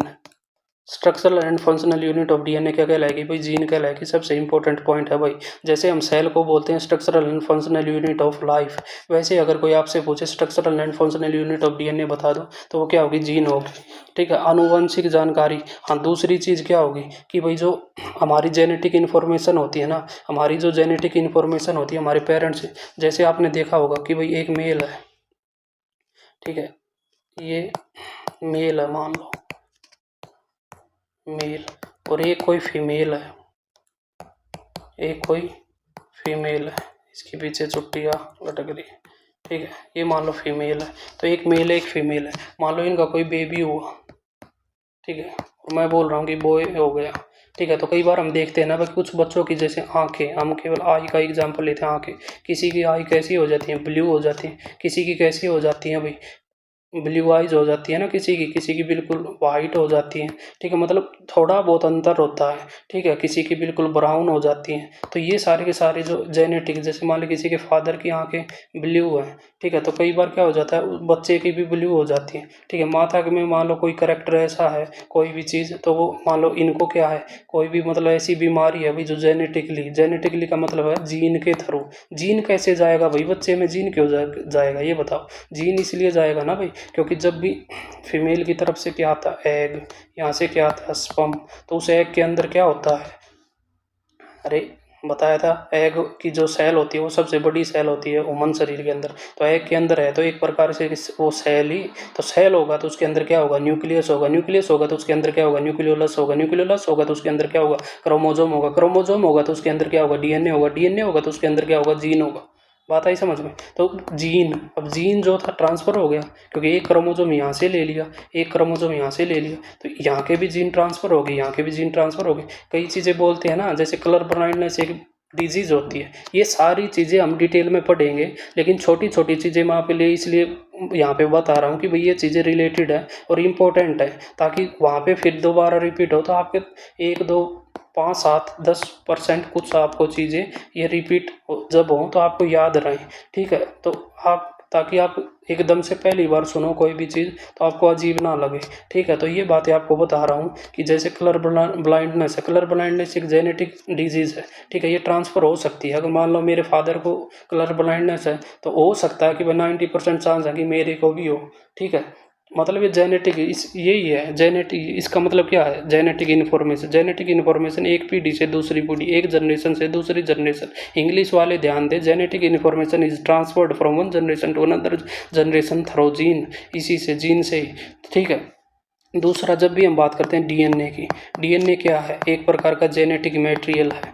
ठीक है, तो इसकी जो डिस्कवरी की थी वो किसने की थी? फ्रेडरिक मिस्चर ने की थी भाई। इंपॉर्टेंट, मोस्ट इंपॉर्टेंट क्वेश्चन है भाई, सीधा डायरेक्ट क्वेश्चन आएगा। कल जब हम प्रीवियस ईयर क्वेश्चन करेंगे ना, जब पता चलेगा DNA is discovered bye, direct लिख देगा और ऑप्शन में नाम डाल देगा साइंटिस्ट के। ठीक है, तो आपको पता होना चाहिए DNA is discovered by Friedrich Miescher. फिर एक क्वेश्चन और आएगा कि डीएनए का जो डबल हेलिकल मॉडल था ना, double helical model of DNA is given by, तो डबल हेलिकल मॉडल जो दिया था वो किसने दिया था? वाटसन एंड क्रिक ने। इस नाम को मैं कैसे ध्यान रखता था? ऑस्ट्रेलिया का एक क्रिकेटर होता था जिसका नाम था शेन वॉटसन। ठीक है, तो वाटसन और क्रिक ने, तो याद रख सकते हो भाई। ठीक है, ये तो बिल्कुल कोई इसमें समझाने की चीज़ नहीं है बिल्कुल। ये तो वही बात है MTR वाली कि मुझे तो रट लो। रटने की बात है कि सबसे पहले जो DNA टर्म दी थी और DNA की जो खोज की थी वो फ्रेडरिक मिक्सचर ने दी थी, लेकिन DNA की जो स्ट्रक्चर जो बताई थी, डबल हेलिकल जो मॉडल दिया था, इन कुंडलीय संरचना जो दी थी, वो किसने दी थी भाई? 100% इंपॉर्टेंट क्वेश्चन है भाई दोनों। तो वो किसने दी थी भाई? वाटसन एंड क्रिक ने दी थी भाई। आगे चलते हैं। आगे चलेंगे तो अब हम जो बात करेंगे वो साइटोप्लाज्मा की। देखो, कोई भी एक सेल होती है, उसका न्यूक्लियस होता है। इस न्यूक्लियस इससे इस पे यहाँ पे क्या होता है? न्यूक्लियर एनवेलप होता है। तो ये जो रीजन होता है सेल मेम्ब्रेन और न्यूक्लियर एनवेलप के बीच का, इसको हम बोलते हैं साइटोप्लाज्म। ये चीज़ें हम पहले ही बता चुका कि वैसे जितने भी सेल ऑर्गेनेलीज होते हैं, मोस्ट इंपॉर्टेंट सेल के जितने भी अंगांग होते हैं, सारे के सारे कहाँ पे पाए जाते हैं? साइटोप्लाज्मा के अंदर पाए जाते हैं। ठीक है। दूसरी बात की जाए, प्लाज्मा झिल्ली और परमाणु आवरण के बीच में, यही तो बात कर रहे हैं, न्यूक्लियर एनवेलप और सेल मेम्ब्रेन, ये बात तो बताई दी। ठीक है। साइटोसोल का जलीय जमीन पदार्थ, मतलब इसमें ज़्यादातर जो लिक्विड सब्सटेंस होते हैं वही पाया जाता है। कोशिकांग द्रव्य यहीं पे मौजूद होते हैं। बता दी कि जितनी इंग्लिश वाले ध्यान दें, जितनी सेल ऑर्गेनेली होती हैं वो सारी की सारी साइटोप्लाज्म। इंपॉर्टेंट क्वेश्चन है भाई कि वो डायरेक्ट पूछेगा, all the cell organelles are present in, option में दे देगा साइटोप्लाज्म, प्रोटोप्लाज्म, आप उसी में कंफ्यूज हो जाओगे। ठीक है। प्रोटोप्लाज्म का तो कोई मतलब ही नहीं है। जब आपको बिल्कुल क्लियर पता होगा कि भाई ये कोई एक सेल है, ठीक है, उसका ये जो लिक्विड टाइप दिख रहा है, ये सारा का सारा क्या है? साइटोप्लाज्म है। तो साइटोप्लाज्म के अंदर ही तो देखो अलग अलग दिख रही हैं, जैसे ये माइटोकॉन्ड्रिया नाम आएगा आगे, ये वैक्यूल है। ठीक है। तो ये अलग अलग जितनी हैं, जो जो भी टिक हैं, तो ये सारे की सारी क्या है? एक प्रकार की सेल ऑर्गेनेली है। ठीक है। आगे हम जो पढ़ेंगे वो पढ़ेंगे टाइप ऑफ सेल, कि भाई हम पढ़ तो रहे हैं, हमने ये तो पढ़ लिया कि कोशिका क्या होती है, कैसी होती है, मतलब स्ट्रक्चर भी देख ली। अब ये देखना कि वो कितने प्रकार की होती हैं। तो जब भी हम सेल की बात करते हैं कोशिका की, वो दो प्रकार की होती है, प्रोकैरियोटिक सेल और यूकैरियोटिक सेल। जब भी हम बात करेंगे किसकी? प्रोकैरियोटिक सेल का मतलब होता है कि भाई प्रो प्रोकैरियोटिक, प्रो का मतलब आपको ऐसे याद रखना है, ध्यान रखना है पहले। ठीक है। जैसे कोई भी एक बेबी हुआ मान लो, ठीक है, तो वो मान लो उसकी पहली स्टार्टिंग एज में होता है 2 से 5 ईयर मान लो, या 2 से 10 ईयर भी मान लो, कोई दिक्कत नहीं। तो इसका मतलब है कि ये क्या है? उसकी प्री मैच्योर एज है। प्री मैच्योर एज है भाई उसकी। और मान लो वो 10 साल से बाद में जब तक जिए, मान लो 90 साल तक, ठीक है, तो वो सारी उसको मान लो कि वो हो गई मैच्योर एज। ठीक है। तो इसका मतलब ये कहते हैं, ये कौन सी कंडीशन? अंडर डेवलप्ड, मतलब ये अब तक पूरी तरीके से डेवलप नहीं हुआ था, लेकिन यहाँ पे क्या हो गया? ये धीरे धीरे पूरे तरीके से डेवलप हो गया। ठीक है। तो प्रोकैरियोटिक सेल मतलब वो सेल होती है वही प्रोकैरियोटिक सेल जो अभी अच्छी तरीके से, पूरे तरीके से। और ये कब की बात है? जब साइंटिस्ट धीरे धीरे किसी सेल को डिस्कवर, जैसे मान लो किसी साइंटिस्ट ने ये पता लगा लिया सेल होती क्या है, फिर मतलब वो कितने प्रकार की, उसकी स्ट्रक्चर क्या होती है, सेल को जब साइंटिस्ट ने खोज लिया तो उसके बाद उन्होंने पता लगाया कि भाई सेल कितने प्रकार की होती है। तो उनको पता चला कि एक तो भाई सेल ऑर्गन, क्योंकि देखो कोई भी सेल होगी, कोशिका होगी, वो अलग अलग ऑर्गेनिज्म की हो सकती है। हम ह्यूमन है, मानव है, तो मानव की अलग होगी। ठीक है। कोई डॉग है उसकी अलग होगी, प्लांट है उसकी अलग होगी, कोई और ऑर्गेनिज्म है, जैसे कोई भाई मैं बोल दूं फंगी है, फंगस है, उसकी सेल अलग होगी। ठीक है। कोई भाई बैक्टीरिया है उसकी सेल अलग होगी। जैसे हमने एक माइकोप्लाज्मा पढ़ा था, वो एक प्रकार का बैक्टीरिया होता है, उसकी सबसे छोटी सेल होती है, किसी की सबसे बड़ी होती है, एग ऑफ एन ऑस्ट्रिच, शुतुरमुर्ग के अंडे की सबसे बड़ी होती है। तो सारी सेल क्या है? अलग अलग हैं, अलग अलग ऑर्गेनिज्म, अलग अलग जीव की हैं। तो वो दो अलग अलग ऑर्गेनिज्म में अलग अलग प्रकार की सेल होगी, अलग अलग प्रकार की सेल होगी। तो उन सेल को दो प्रकार में डिवाइड कर दिया। कैसे? एक प्रोकैरियोटिक सेल और एक हो गई भाई हमारे पास यूकैरियोटिक सेल। प्रोकैरियोटिक सेल मतलब जो सेल पहले बनी, कोई भी चीज़ पहले बनती है वो तो क्या होती है? कम डेवलप होती है, मतलब पूरी तरीके से मैच्योर नहीं होती, अनमैच्योर होती है। तो प्रोकैरियोटिक सेल, तो उसका सबसे पहले इन दोनों का हम साइज को देखेंगे। इसका जो साइज होता है वो 1 से 10 माइक्रोमीटर तक हो सकता है भाई, और इसका साइज 5 से 10 माइक्रोमीटर हो सकता है। बस इतना ध्यान रखना आपको। ठीक है। दोनों का साइज 10 माइक्रोमीटर तक हो सकता है, 10 माइक्रोमीटर तक हो सकता है। 1 माइक्रोमीटर जो होता है ना, 10 पॉइंट -6 के इक्वल होता है। ठीक है। दूसरी बात की जाए, बात जो इम्पोर्टेंट है बस वो ध्यान रखनी है कि भाई दोनों का साइज 10 माइक्रोमीटर तक हो सकता है। लेकिन प्रोकैरियोटिक क्योंकि पहले डेवलप हो गई थी, पर इमेच्योर है तो उसको बिल्कुल स्टार्टिंग से शुरू होना पड़ेगा। जैसे एग्जांपल लिया था ना, 2 से 10 साल का बच्चा था और 10 से, तो ये तो स्टार्ट ही कहाँ से कर रहा है, 10 से। लेकिन इसको तो बिल्कुल स्टार्टिंग से मानो कि स्टार्टिंग से शुरू करना पड़ेगा, स्टार्टिंग से शुरू करना पड़ेगा, तो ये प्रीमेच्योर होगा। मतलब पी फॉर प्रोकैरियोटिक हो गया, मतलब इतनी ज़्यादा डेवलप नहीं हुई प्रोकैरियोटिक, तो 1 से 10 माइक्रोमीटर तक इनका साइज होता है। दूसरी बात, अब जितनी भी जो भी ये प्रोकैरियोटिक सेल होती है ना, क्योंकि प्रोकैरियोटिक सेल कैसी सेल है, क्योंकि वो भी पूरी तरीके से डेवलप नहीं हुई है। जब कोई सेल पूरी तरीके से, मान लो ये सेल है, एनिमल की सेल है भाई, किसी की एनिमल सेल है, तो ये सेल मेम्ब्रेन है, ये न्यूक्लियस है, न्यूक्लियस है, इसके अंदर क्या है, न्यूक्लियोलस है। ठीक है, डेवलप होने का मतलब क्या कि इसका जो हर भाग है, हर पार्ट जो है कोशिका का, वो डेवलप हो गया हो। तो इस साइटोप्लाज्म के अंदर क्या होती है, बहुत सारी सेल ऑर्गेनेलीज होती हैं। लेकिन ये कौन सी सेल है भाई, कैसी सेल है, ये मैं बोल दूँ प्रोकैरियोटिक सेल है। प्रोकैरियोटिक सेल है तो यहाँ पे कोई चीज़ें अभी डेवलप ही नहीं हुई हैं, डेवलप नहीं हुई हैं, तो यहाँ ये ऐसे ध्यान रखो कि न तो यहाँ पे कोई सेल ऑर्गेनेली होगी। जैसे एक नॉर्मल सेल में क्या होती है, बहुत सारी सेल ऑर्गेनेली होती हैं, ठीक है, तो यहाँ पे न तो कोई सेल ऑर्गेनेली नहीं होगी।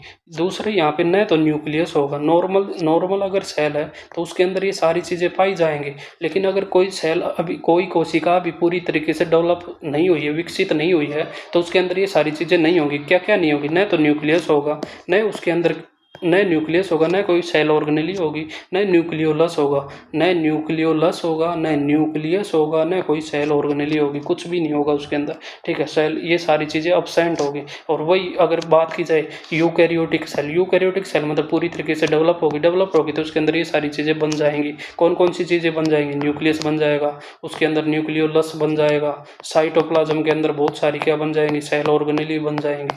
ठीक है, तो ऐसे इसको ध्यान रख सकते हो। इसके एग्जाम्पल की बात कर, दूसरी बात कर सकते हैं भाई, जैसे कोई न्यूक्लियस होता है, उसके अंदर न्यूक्लियोलस होता है, हमें पता है उस न्यूक्लियोलस के अंदर क्रोमोसोम होता है, उस क्रोमोसोम के अंदर डीएनए होता है, डीएनए के अंदर क्या होता है, जीन होता है। तो वैसे अगर कोई न्यूक्लियस है, न्यूक्लियोलस के अंदर क्रोमोसोम, तो इस सेल के अंदर क्योंकि ये कौन सी है, यूकैरियोटिक सेल, तो यूकैरियोटिक सेल जैसे ह्यूमन बींग, हमारे मानव के अंदर कौन सी होगी, क्योंकि हम तो पूरी तरीके से डेवलप है, तो यूकैरियोटिक सेल हमारे अंदर कितने पेयर क्रोमोसोम है, 23 पेयर मतलब टोटल 40 क्रोमोसोम। इसका मतलब एक से ज़्यादा क्रोमोसोम्स है, तो इसके अंदर जो क्रोमोसोम हो सकते हैं एक से ज़्यादा हो सकते हैं, लेकिन इसके अंदर तो क्या होगा, एक ही क्रोमोसोम, सिंगल क्रोमोसोम होगा बस।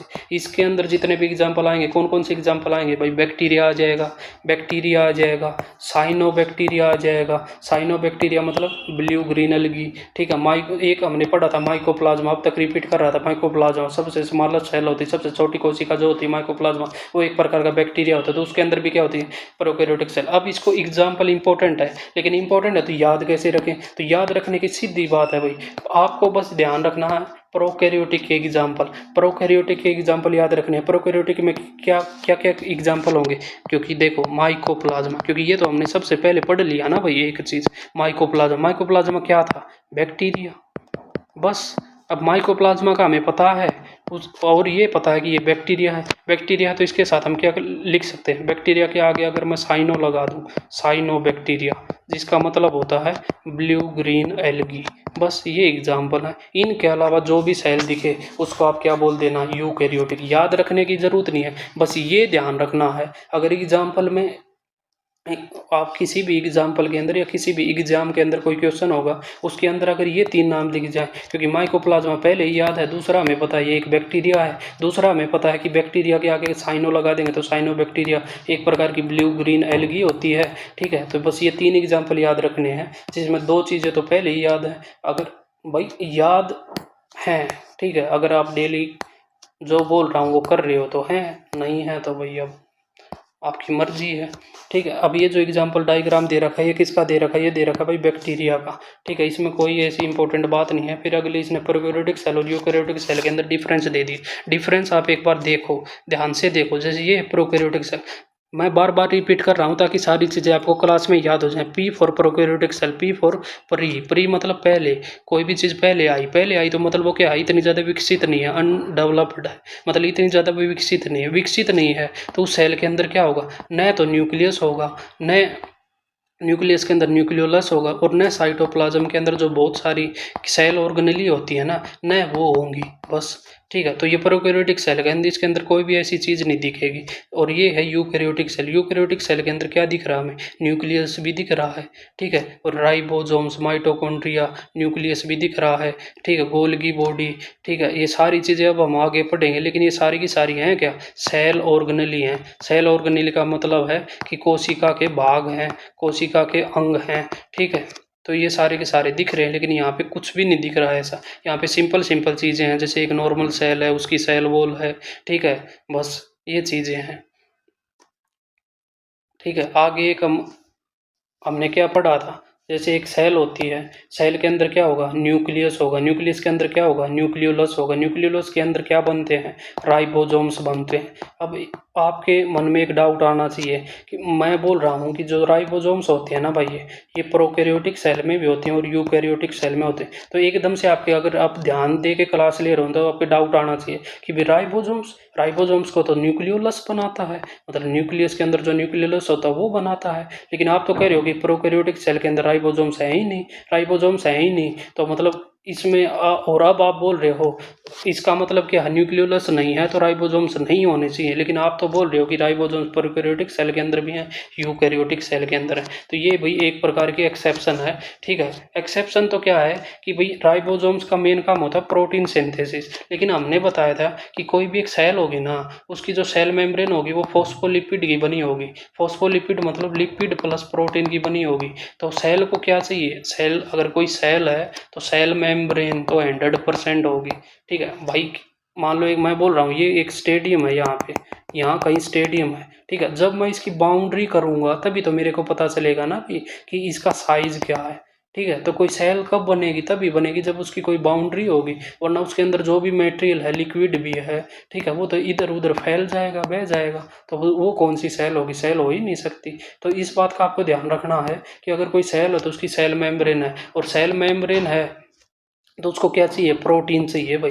प्रोटीन, सेल मेम्ब्रेन है तो उसको प्रोटीन चाहिए। सेल मेम्ब्रेन है, कोशिका झिल्ली है, कोशिका झिल्ली को प्रोटीन चाहिए। प्रोटीन कौन बनाएगा? राइबोसोम्स बनाएगा। इसलिए राइबोसोम्स क्या है? एक्सेप्शनली दोनों जगह प्रेजेंट होता है, दोनों जगह प्रेजेंट होता है, प्रोकैरियोटिक सेल में भी, यूकैरियोटिक सेल में। इंपॉर्टेंट पॉइंट है, डायरेक्ट पूछेगा कि which of the following is present in both prokaryotic cell and eukaryotic cell. Option में होगा माइटोकॉन्ड्रिया, वैक्यूल्स, ठीक है, राइबोसोम्स, कुछ भी दे देगा एक ऑप्शन और, ठीक है। और आपको आंसर क्या लगाना? राइबोसोम्स की। राइबोसोम्स दोनों में प्रेजेंट होते हैं।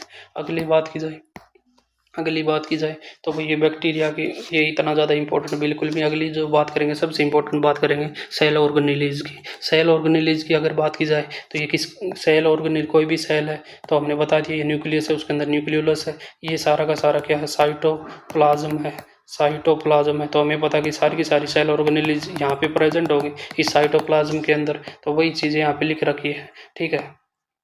दूसरा क्या है?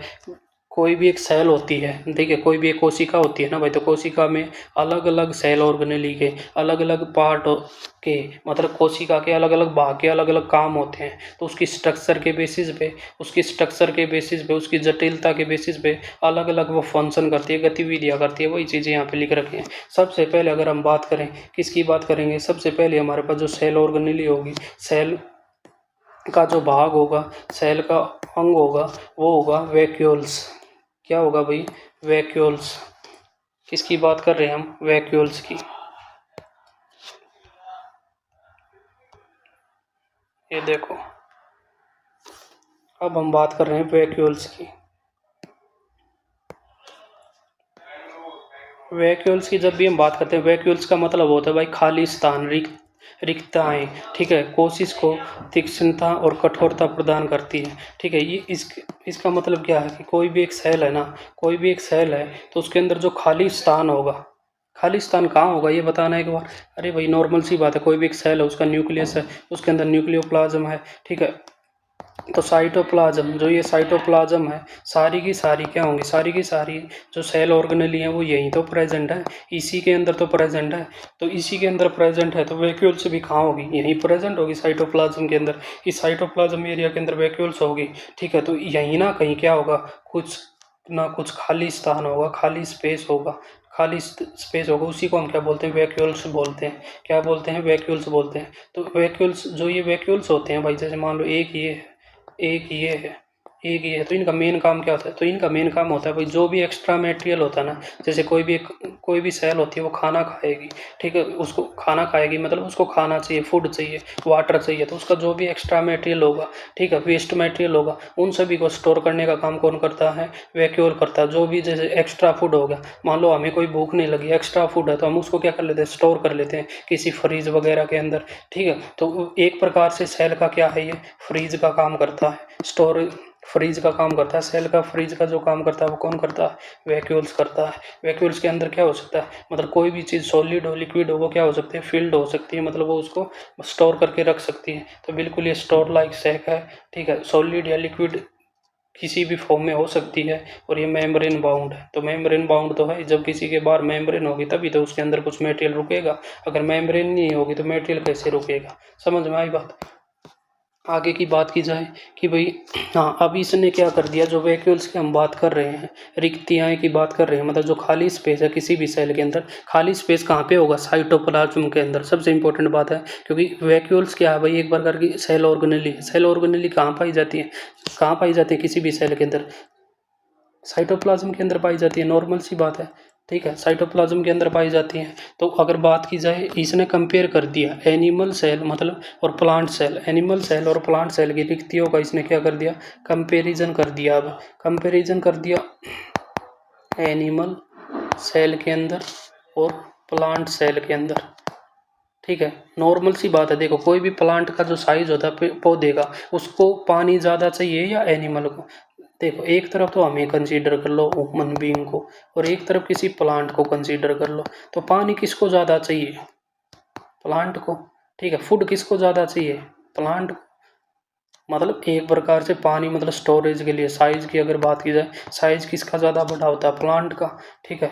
कोई भी एक प्लांट है, मान लो यहाँ पे, ठीक है, कोई भी प्लांट है, तो उसको क्या होगा? पानी की ज़्यादा ज़रूरत होगी ह्यूमन बींग्स के कंपैरिजन के, मानव के कंपैरिजन की अगर बात की जाए, ठीक है। तो इसका मेन ही काम क्या है वैक्यूल्स का? कि भाई एक्स्ट्रा जो भी पानी वगैरह होगा उसको स्टोर करना, ठीक है। तो यहाँ पे साइज बड़ा होना चाहिए प्लांट के अंदर, या अपनी सेल के अंदर होना चाहिए। तो प्लांट की सेल, पौधे की सेल के अंदर वैक्यूल का साइज हमेशा क्या होता है? बड़ा होता है, ठीक है। पौधे की कोशिका की रिक्तियाँ बड़ी होती हैं, बिल्कुल क्लियर होती हैं। जैसे मतलब ये सेल है, मैं बोलूँ प्लांट की है ये सेल, और ये है एनिमल की सेल, और मैं बोलूँ इसके अंदर भाई वैक्यूल्स बताओ, तो ये वैक्यूल्स है मान लो इसके अंदर, और इसके अंदर वैक्यूल केवल ये है। तो यहाँ पे साइज कैसा है? बड़ा है। किसी भी साइज बड़ा है तो वो बिल्कुल क्लियर दिखाई देगी, डिस्टिंक्ट दिखाई देगी, ठीक है। दूसरी ये क्या होते हैं? यहाँ पे परमानेंट होते हैं प्लांट के। आपको है ना बस एक इम्पोर्टेंट बात ये ध्यान रखनी है कि जो रिक्तियाएँ होती हैं ना, ये करेक्टरिस्टिक्स फीचर है, मतलब सबसे किसके लिए इम्पोर्ट, जैसे हम बोल रहे थे सेल वॉल, तो सेल वॉल किसके अंदर पाई जाती है भाई? प्लांट के अंदर तो पाई जाएगी, लेकिन एनिमल के अंदर नहीं पाई जाएगी। तो ये किसकी प्रॉपर्टी होगी? प्लांट की, क्योंकि प्लांट के अंदर ये प्रेजेंट है, मौजूद है। तो वैसे ही जो वैक्यूल्स है ना, बिल्कुल अच्छी तरीके से जो मौजूद है ना, वो मौजूद है पौधे के अंदर, लेकिन ह्यूमन बीइंग के अंदर प्रेजेंट, तो ह्यूमन बीइंग के अंदर, मानव के अंदर भी है, एनिमल सेल के अंदर भी है, लेकिन वो टेम्परेरी है, मतलब थोड़े बहुत टाइम के लिए हैं, ठीक है। छोटी होंगी, अस्थायी टेम्परेरी होंगी, और इनका एनिमल सेल के अंदर जो मेन काम होगा ना, वो ग्लूकोज, ग्लाइकोजन, प्रोटीन का भंडार करना। मैं बता रहा, जो भी एक्स्ट्रा मेटल, मान लो इस सेल के पास है ना प्रोटीन आया, प्रोटीन का काम होता है सेल मेम्ब्रेन को। मान लो ये मेरे हाथ पे चोट लगी, तो यहाँ पे मेरी जो सेल थी ना वो डैमेज होगी। सेल डैमेज होने का मतलब क्या है? मान लो यहाँ से सेल मेम्ब्रेन डैमेज होगी भाई, मेरी यहाँ पे चोट लगी, तो सेल मेम्ब्रेन को अगर ठीक करना तो क्या चाहिए हमें? लिपिड प्लस प्रोटीन चाहिए। कितनी बार बता चुका कि सेल मेम्ब्रेन लिपिड और प्रोटीन की बनी होती है। तो प्रोटीन ही सेल के पास आया, तो ये सेल क्या करेगी? इस प्रोटीन ने यहाँ भेज देगी। मान लो यहाँ पे प्रोटीन लगा दिया, इसको ठीक भी कर दिया सेल ने, फिर भी प्रोटीन बच गया, तो जो एक्स्ट्रा मटेरियल होगा ना, वो कहाँ स्टोर हो जाता है? वैक्यूल्स के अंदर। कहाँ स्टोर हो जाता है? वैक्यूल्स के अंदर, ठीक है। लेकिन यहाँ पे जो एक्स्ट्रा मटेरियल होगा प्लांट के अंदर ज़्यादा होगा, तो ये क्या होंगे? बिल्कुल पूरी तरीके से वैक्यूल्स बहुत ज़्यादा बड़े होंगे, ठीक है, और यहाँ पे परमानेंट होंगे। और दूसरा ये क्या कहते हैं? सेल सेप का स्टोर करती है। सेल सेप का मतलब वो है कोशिका का रस, रस, कोशिका का रस, मान लो हमने कोई भी एक गन्ना लिया, ठीक है, गन्ना लेके हमने यहाँ से उसको कट कर दिया तो ऐसे रस टपकता है ना।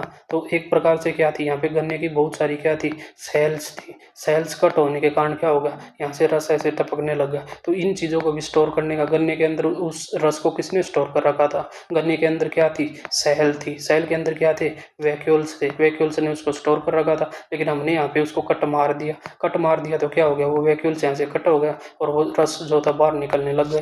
तो इसी को तो बोलते हैं सेल सेल। तो ये इन चीज़ों को स्टोर करने का काम करता है। और रस सबसे ज़्यादा, मतलब ये सब सारी चीज़ें किसके अंदर होंगी, प्लांट्स के अंदर। मतलब मेन जो आपको सबसे इंपॉर्टेंट जो बात ध्यान रखनी है कि वैक्यूल्स जो पाए जाते हैं, रिक्तियाँ जो पाई जाती हैं प्लांट के अंदर, ज़्यादा मतलब अच्छे तरीके से डेवलप पाई जाती हैं।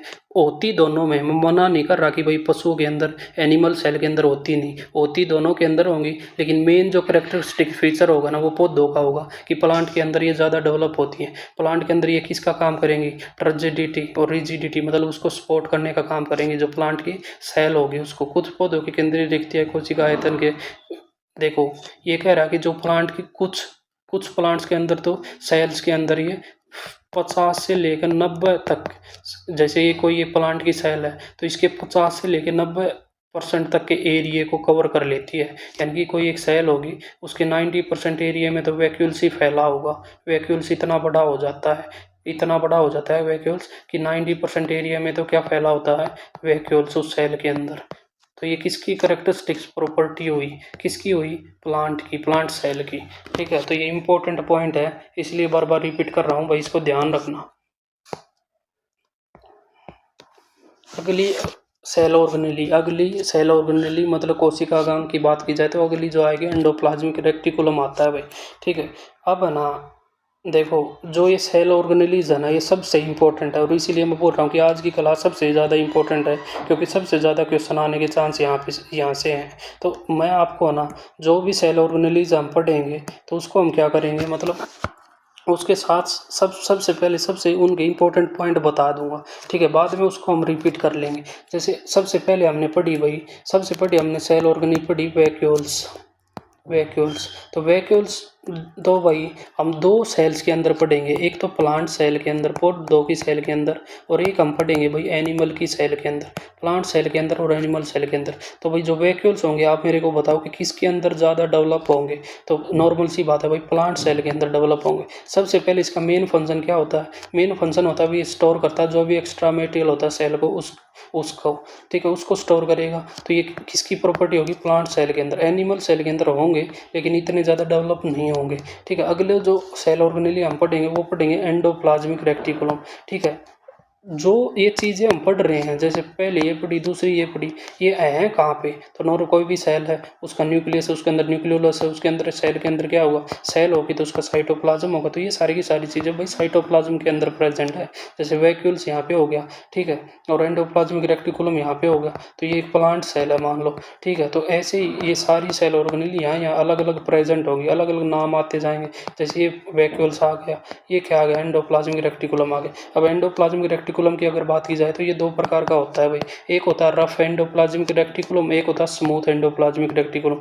रफ एंडोप्लाज्मिक रेक्टिकुलम का जो मेन काम होता है वो होता है भाई, रफ एंडोप्लाज्मिक रेक्टिकुलम होता है ना भाई, उस पे क्या पाए जाते हैं, राइबोसोम्स पाए जाते हैं भाई, और इस पे राइबोसोम्स नहीं पाए जाते भाई। तो जैसे ही मैं ये बोला ना राइबोसोम्स पाए जाते हैं तो आपको डायरेक्ट बोलना चाहिए हाँ अरे राइबोसोम्स है, राइबोसोम्स है तो क्या होगा, प्रोटीन बनाएगा, प्रोटीन बनाएगा, क्योंकि इसका मेन फंक्शन होता है, बार बार रिपीट कर चुका हूँ, प्रोटीन बनाना। तो राइबोसोम्स रफ एंडोप्लाज्मिक रेक्टिकुलम के ऊपर राइबोसोम्स है, रफ एंडोप्लाज्मिक रेक्टिकुलम के ऊपर राइबोसोम्स है। राइबोसोम्स होने के कारण प्रोटीन का सेंसेशन होगा, इसलिए रफ एंडोप्लाज्मिक रेक्टिकुलम कैसा होता है, खुरदरा होता है और वो प्रोटीन बनाता है। Smooth endoplasmic reticulum, smooth endoplasmic reticulum के ऊपर जो होते हैं राइबोसोम्स नहीं होते हैं, स्मूथ के ऊपर राइबोसोम्स नहीं होते हैं, नहीं होते हैं तो मतलब यहाँ पे प्रोटीन नहीं बनेगा, प्रोटीन नहीं बनेगा तो लेकिन कुछ तो बनेगा, क्या बनेगा, लिपिड और फैट बनेगा, लिपिड और फैट। सबसे इंपॉर्टेंट पॉइंट है, बस इस बात में जो मैं बता रहा हूँ ना बस वो चीज़ें ध्यान रखनी है।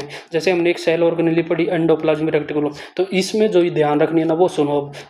एंडोप्लाज्मिक रेक्टिकुलम दो प्रकार का होता है, rough endoplasmic reticulum, smooth endoplasm. Rough है, रफ क्यों है? क्योंकि उस पर राइबोसोम्स है, राइबोसोम्स है तो प्रोटीन बनाएगा, ठीक है। दूसरा है स्मूथ, स्मूथ है इसका मतलब उस पर राइबोसोम्स नहीं है, राइबोसोम्स नहीं है तो प्रोटीन नहीं बनेगा, लेकिन कुछ तो बनेगा। क्या बनेगा? लिपिड और फैट बनेगा।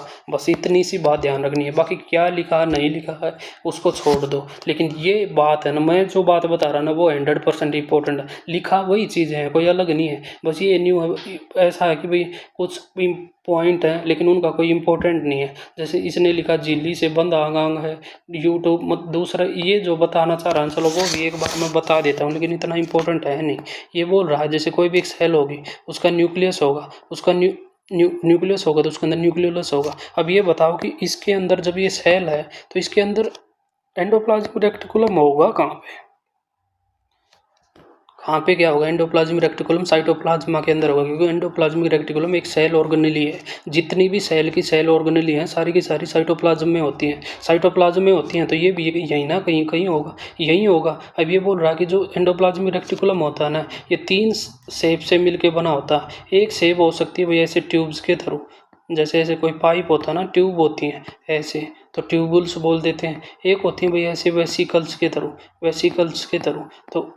तो वेसिकल, जैसे हमने एक प्लास्टिक की थैली ली, ठीक है, जिसमें हम फ्रूट वगैरह लाते हैं और उसमें हमने पानी भर दिया, ठीक है, और उसको हमने यहाँ पे रख दिया बंद करके, ठीक है। तो ऐसी स्ट्रक्चर मानो जिनको हम क्या बोलते हैं? वेसिकल्स बोलते हैं, ठीक है। तो वेसिकल्स हो सकती हैं। और एक होता है सिस्टर्न, सिस्टर्न मतलब ऐसे बैंडेड लाइक स्ट्रक्चर, ठीक है, ऐसी बैंडेड स्ट्रक्चर जो होती है इनको हम क्या बोलते हैं? सिस्टर्न। तो ये तीन बस ये एक बार समझ लो लिख रखी है, वरना आप बोलोगे कि भाई ये तो छोड़ ही दिया, ये तो बताया ही नहीं। बाकी ये इंपॉर्टेंट नहीं है बिल्कुल भी, ठीक है। तो ये इस 3 फॉर्म में पाया जाता है, इसकी जो स्ट्रक्चर होती है इन 3 फॉर्म से मिलके बननी होती है, ठीक है। और किसी भी सेल के अंदर एंडोप्लाज्मिक रेटिकुलम का काम क्या होता है?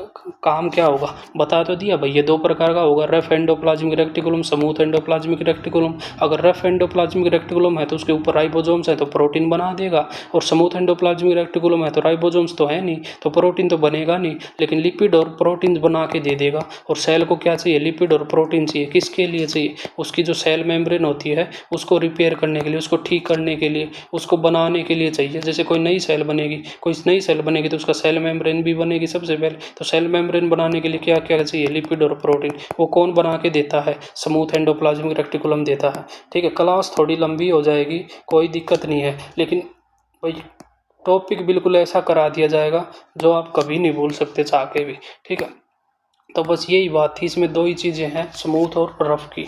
ये इसके फंक्शन दे दिए। तो इसके फंक्शन किसी भी सेल के अंदर, किसी भी सेल, मान लो कोई भी एक सेल है, ठीक है, किसी भी सेल के अंदर endoplasmic reticulum, endoplasmic reticulum, endoplasmic reticulum के 2 मेन फंक्शन होते हैं, एक तो प्रोटीन बनाना और एक लिपिड और फैट बनाना, ठीक है। अब ये क्या करता है? जैसे कोई भी सेल हो, उसका न्यूक्लियस हो, उसके अंदर न्यूक्लियोलस हुआ, न्यूक्लियोलस हुआ, यहाँ पे क्या हो गया? साइटोप्लाज्म। तो ये कहाँ पे प्रेजेंट होगा? एंडोप्लाज्मिक रेटिकुलम, साइटोप्लाज्म के अंदर। और यहाँ पे प्रेजेंट होगा तो ये क्या करेगा? अपने 2 काम करेगा, एक प्रोटीन बनाएगा, दूसरा लिपिड और प्रोटीन बना देगा, लिपिड और प्रोटीन बना देगा। 2 काम तो इसने कर दिए। अब ये क्या करता है? इसने ये दोनों चीज़ें बना दी। अब ये दोनों चीज़ें बना के है ना, जहाँ जहाँ चीज़ चाहिए, जैसे मैं बोलूँ यहाँ पे कोई एक फैक्ट्री है किस चीज़ की? यहाँ पे बिस्किट बन रहे हैं, मान लो पार्ले जी की है, पार्ले जी के यहाँ पे बिस्किट बन रहे हैं, ठीक है। तो अब बन तो यहाँ पे रहे हैं, लेकिन ये चाहिए कहाँ पे? मान लो ये है दिल्ली में, ठीक है, और ये है गुरुग्राम में। तो दिल्ली से गुरुग्राम के अंदर क्या है? इनको ट्रांसपोर्ट करने का काम कौन करेगा? मान लो कोई भी व्हीकल करेगा, ठीक है। तो ट्रांसपोर्ट मतलब बन तो गए यहाँ पे, ठीक है, बन तो यहाँ पे गए, लेकिन ट्रांसपोर्ट किए व्हीकल ने, लेकिन चाहिए यहाँ पे। तो वैसे ही होता है कि सेल ने कोई चीज़ बना तो एंडोप्लाज्मिक रेटिकुलम ने ली, लेकिन मान लो अब वो चाहिए कहाँ पे? मान लो बना तो एंडोप्लाज्मिक रेटिकुलम किसी सेल के अंदर यहाँ पे है केवल, ठीक है, लेकिन वो सेल को मान लो यहाँ पे सेल, यहाँ से सेल डैमेज होगी तो उसको क्या डैमेज होगी? सेल मेम्ब्रेन मतलब कोशिका झिल्ली डैमेज होगी, टूट गई तो यहाँ पे क्या चाहिए? लिपिड और प्रोटीन चाहिए, क्योंकि लिपिड और प्रोटीन की बनी हुई होती है। लिपिड और प्रोटीन कहाँ से मिलेगा भाई? एंडोप्लाज्मिक रेटिकुलम से मिलेगा, ठीक है। तो सेल एंडोप्लाज्मिक रेटिकुलम को सिग्नल देगी, ठीक है, ब्रेन, और यहाँ पे मतलब क्या पहुँचाने की कोशिश करेंगे? लिपिड और प्रोटीन पहुँचाने की कोशिश करेंगे। और ठीक है, तो यहाँ से जो ट्रांसफ़र करने का जो काम करता है ना, वह एक चीज़ आती है गोल्गी एपरेटस, गोल्गी एपरेटस। जैसे भाई ये फैक्ट्री थी, बिस्किट की फैक्ट्री तो यहाँ पे बना तो किसने दिए, इस कंपनी, इस फैक्ट्री ने बना दिए। तो ये जो मटेरियल था फैट, प्रोटीन, लिपिड, मतलब ये जो बना तो दिया किसने, एंडोप्लाज्मिक रेटिकुलम ने, लेकिन इसको ट्रांसफर करने का एक जगह से दूसरी जगह ट्रांसफर करने का काम कौन करेगा, गोल्गी एपरेटस करेगा। तो अगली जो सेल ऑर्गेनेली आ जाती है हमारे पास, गोल्गी एपरेटस आ जाती है। ठीक है, तो दो जो गोल्गी एपरेटस इसकी जो खोज की थी, जैसे ही नाम से पता चल रहा है कैमिलो गोल्गी ने की थी, सिस्टर ने, एक दूसरे के समांतर होते हैं। जैसे वो 3 स्ट्रक्चर से मिलके बनी थी, जैसे ट्यूबुल्स, ठीक है, ट्यूबुल्स, वेसिकल्स और सिस्टर ने। तो ऐसे भी इसमें भी क्या होते हैं, गोल्गी एपरेटस भी 3 स्ट्रक्चर से मिलके बनी होती है।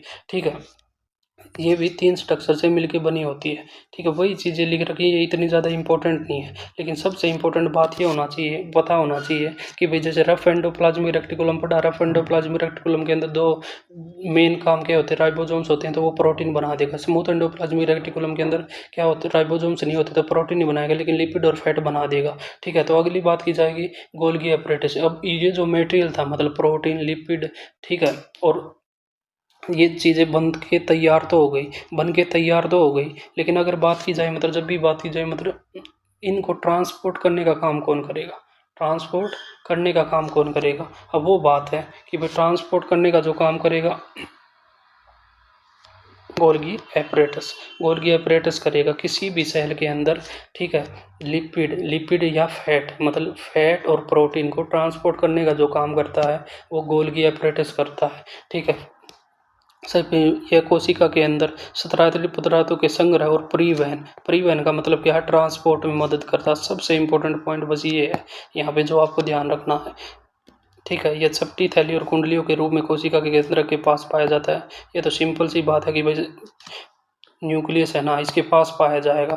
और जब बताया था कि जो वेसिकल होती है वो ऐसी थैली लाइक स्ट्रक्चर होती हैं। ठीक है, तो उन्हीं फॉर्म में ये पाया जाता है। जानवरों में कोशिकाओं में केंद्र के पास नेटवर्क के मौजूद होता है। इसके 2 फेसेस होते हैं। दूसरी बात की जाए, जो गोल्गी एपरेटस होता है ना, इसके 2 फेस हो जाते हैं भाई, एक होता है सिस फेस और एक होता है ट्रांस फेस। मान लो ये एक सेल है, ठीक है, और ये इसका न्यूक्लियस है। अंदर भी जैसे न्यूक्लियोलस वगैरह उनको हमें नहीं देखना, क्योंकि हम केवल बाहर की बात कर रहे हैं। मान लो यहाँ गोल्गी एपरेटस है यहाँ पे, ठीक है, तो जो ये गोल्गी एपरेटस होगा ना, इसके 2, जैसे मैं बोल रहा ना, सिस्टर्न ने, मतलब इस फॉर्म में, इस स्ट्रक्चर में ये पाया जाएगा। मान लो यहाँ प्रेजेंट है इस फॉर्म में, तो इसके 2 रीजन होते हैं, एक अंदर की तरफ और एक बाहर की तरफ। ठीक है, तो जो अंदर की तरफ होता है ना उसको बोल रहा है ये सिस फेस, और बाहर की तरफ होता है इसको बोल रहा है ट्रांस फेस। ये बस इसलिए आपको बता रहा हूँ कि आप बोलोगे ये छोड़ दिया, मतलब बताया नहीं, आता नहीं होगा। ठीक है, वो बात है। बाकी एक बार मैं वैसे बता रहा हूँ, लेकिन ये इंपॉर्टेंट नहीं है इतना। इंपॉर्टेंट केवल इतना पता होना चाहिए कि जो गोल्गी ऑपरेटर्स का मेन काम क्या होता है बॉडी के अंदर, बॉडी की सेल के अंदर, मतलब तो गोल्गी ऑपरेटर्स का मेन काम होता है कि वो ट्रांसपोर्टर का काम करती है भाई। एक ट्रक की तरह चलती है वो सेल में, एक जगह से दूसरी जगह प्रोटीन और फूड, लिपिड को ट्रांसपोर्ट कर देती है। बस इस बात का पता होना चाहिए। ठीक है, कि भाई दूसरा ये स्टोर, जैसे उसने एंडोप्लाज्मिक रेटिकुलम तो केवल चीज़ों को बनाएगा।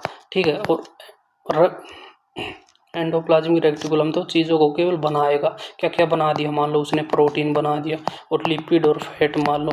ठीक है, तो ये एंडोप्लाज्मिक रेटिकुलम का किसी सेल के अंदर काम होता है कि वो चीज़ों को बनाएगा। लेकिन अगर बात की जाए गोल्गी एपरेटस की, तो गोल्गी एपरेटस उनको जहाँ पे ज़रूरत होगी ना वहाँ पे ट्रांसपोर्ट, इसने तो बस बना के तैयार कर दिया, बना के जैसे ही तैयार किया ना, ये एकदम से उससे छीन लेगा और अपने पास स्टोर कर लेगा। और जैसे ही फिर सेल को, किसी भी कोशिका को ज़रूरत होगी ना, वहाँ जहाँ ज़रूरत होगी वहाँ भेज देगा। ठीक है, जैसे एक कंपनी थी बिस्किट की, इसने बना के तैयार कर लिया, लेकिन जैसे ही इसने बना के तैयार करके रखा ना, इसने इससे छीन लिया और छीन के अपने पास रख लिया, और फिर जहाँ जहाँ ज़रूरत है, जिस शहर में, वहाँ भेज दिया। तो ये तो कौन है, गोल्गी एपरेटस है। और ये कौन है, एंडोप्लाज्मिक रेटिकुलम है। मतलब बनाने का काम तो इसने किया, लेकिन उसको स्टोर करने का और भेजने का एक जगह से दूसरी जगह जहाँ ज़रूरत है वो किसने कर दिया भाई, गोल्गी एपरेटस ने कर दिया। दूसरा, जैसे सिंपल ये चीज़ें हैं, गोल्गी एपरेटस भाई सिंपल शुगर को कम्प्लेक्स शुगर के अंदर कन्वर्ट कर देता है। दूसरा सबसे इम्पोर्टेंट जो बात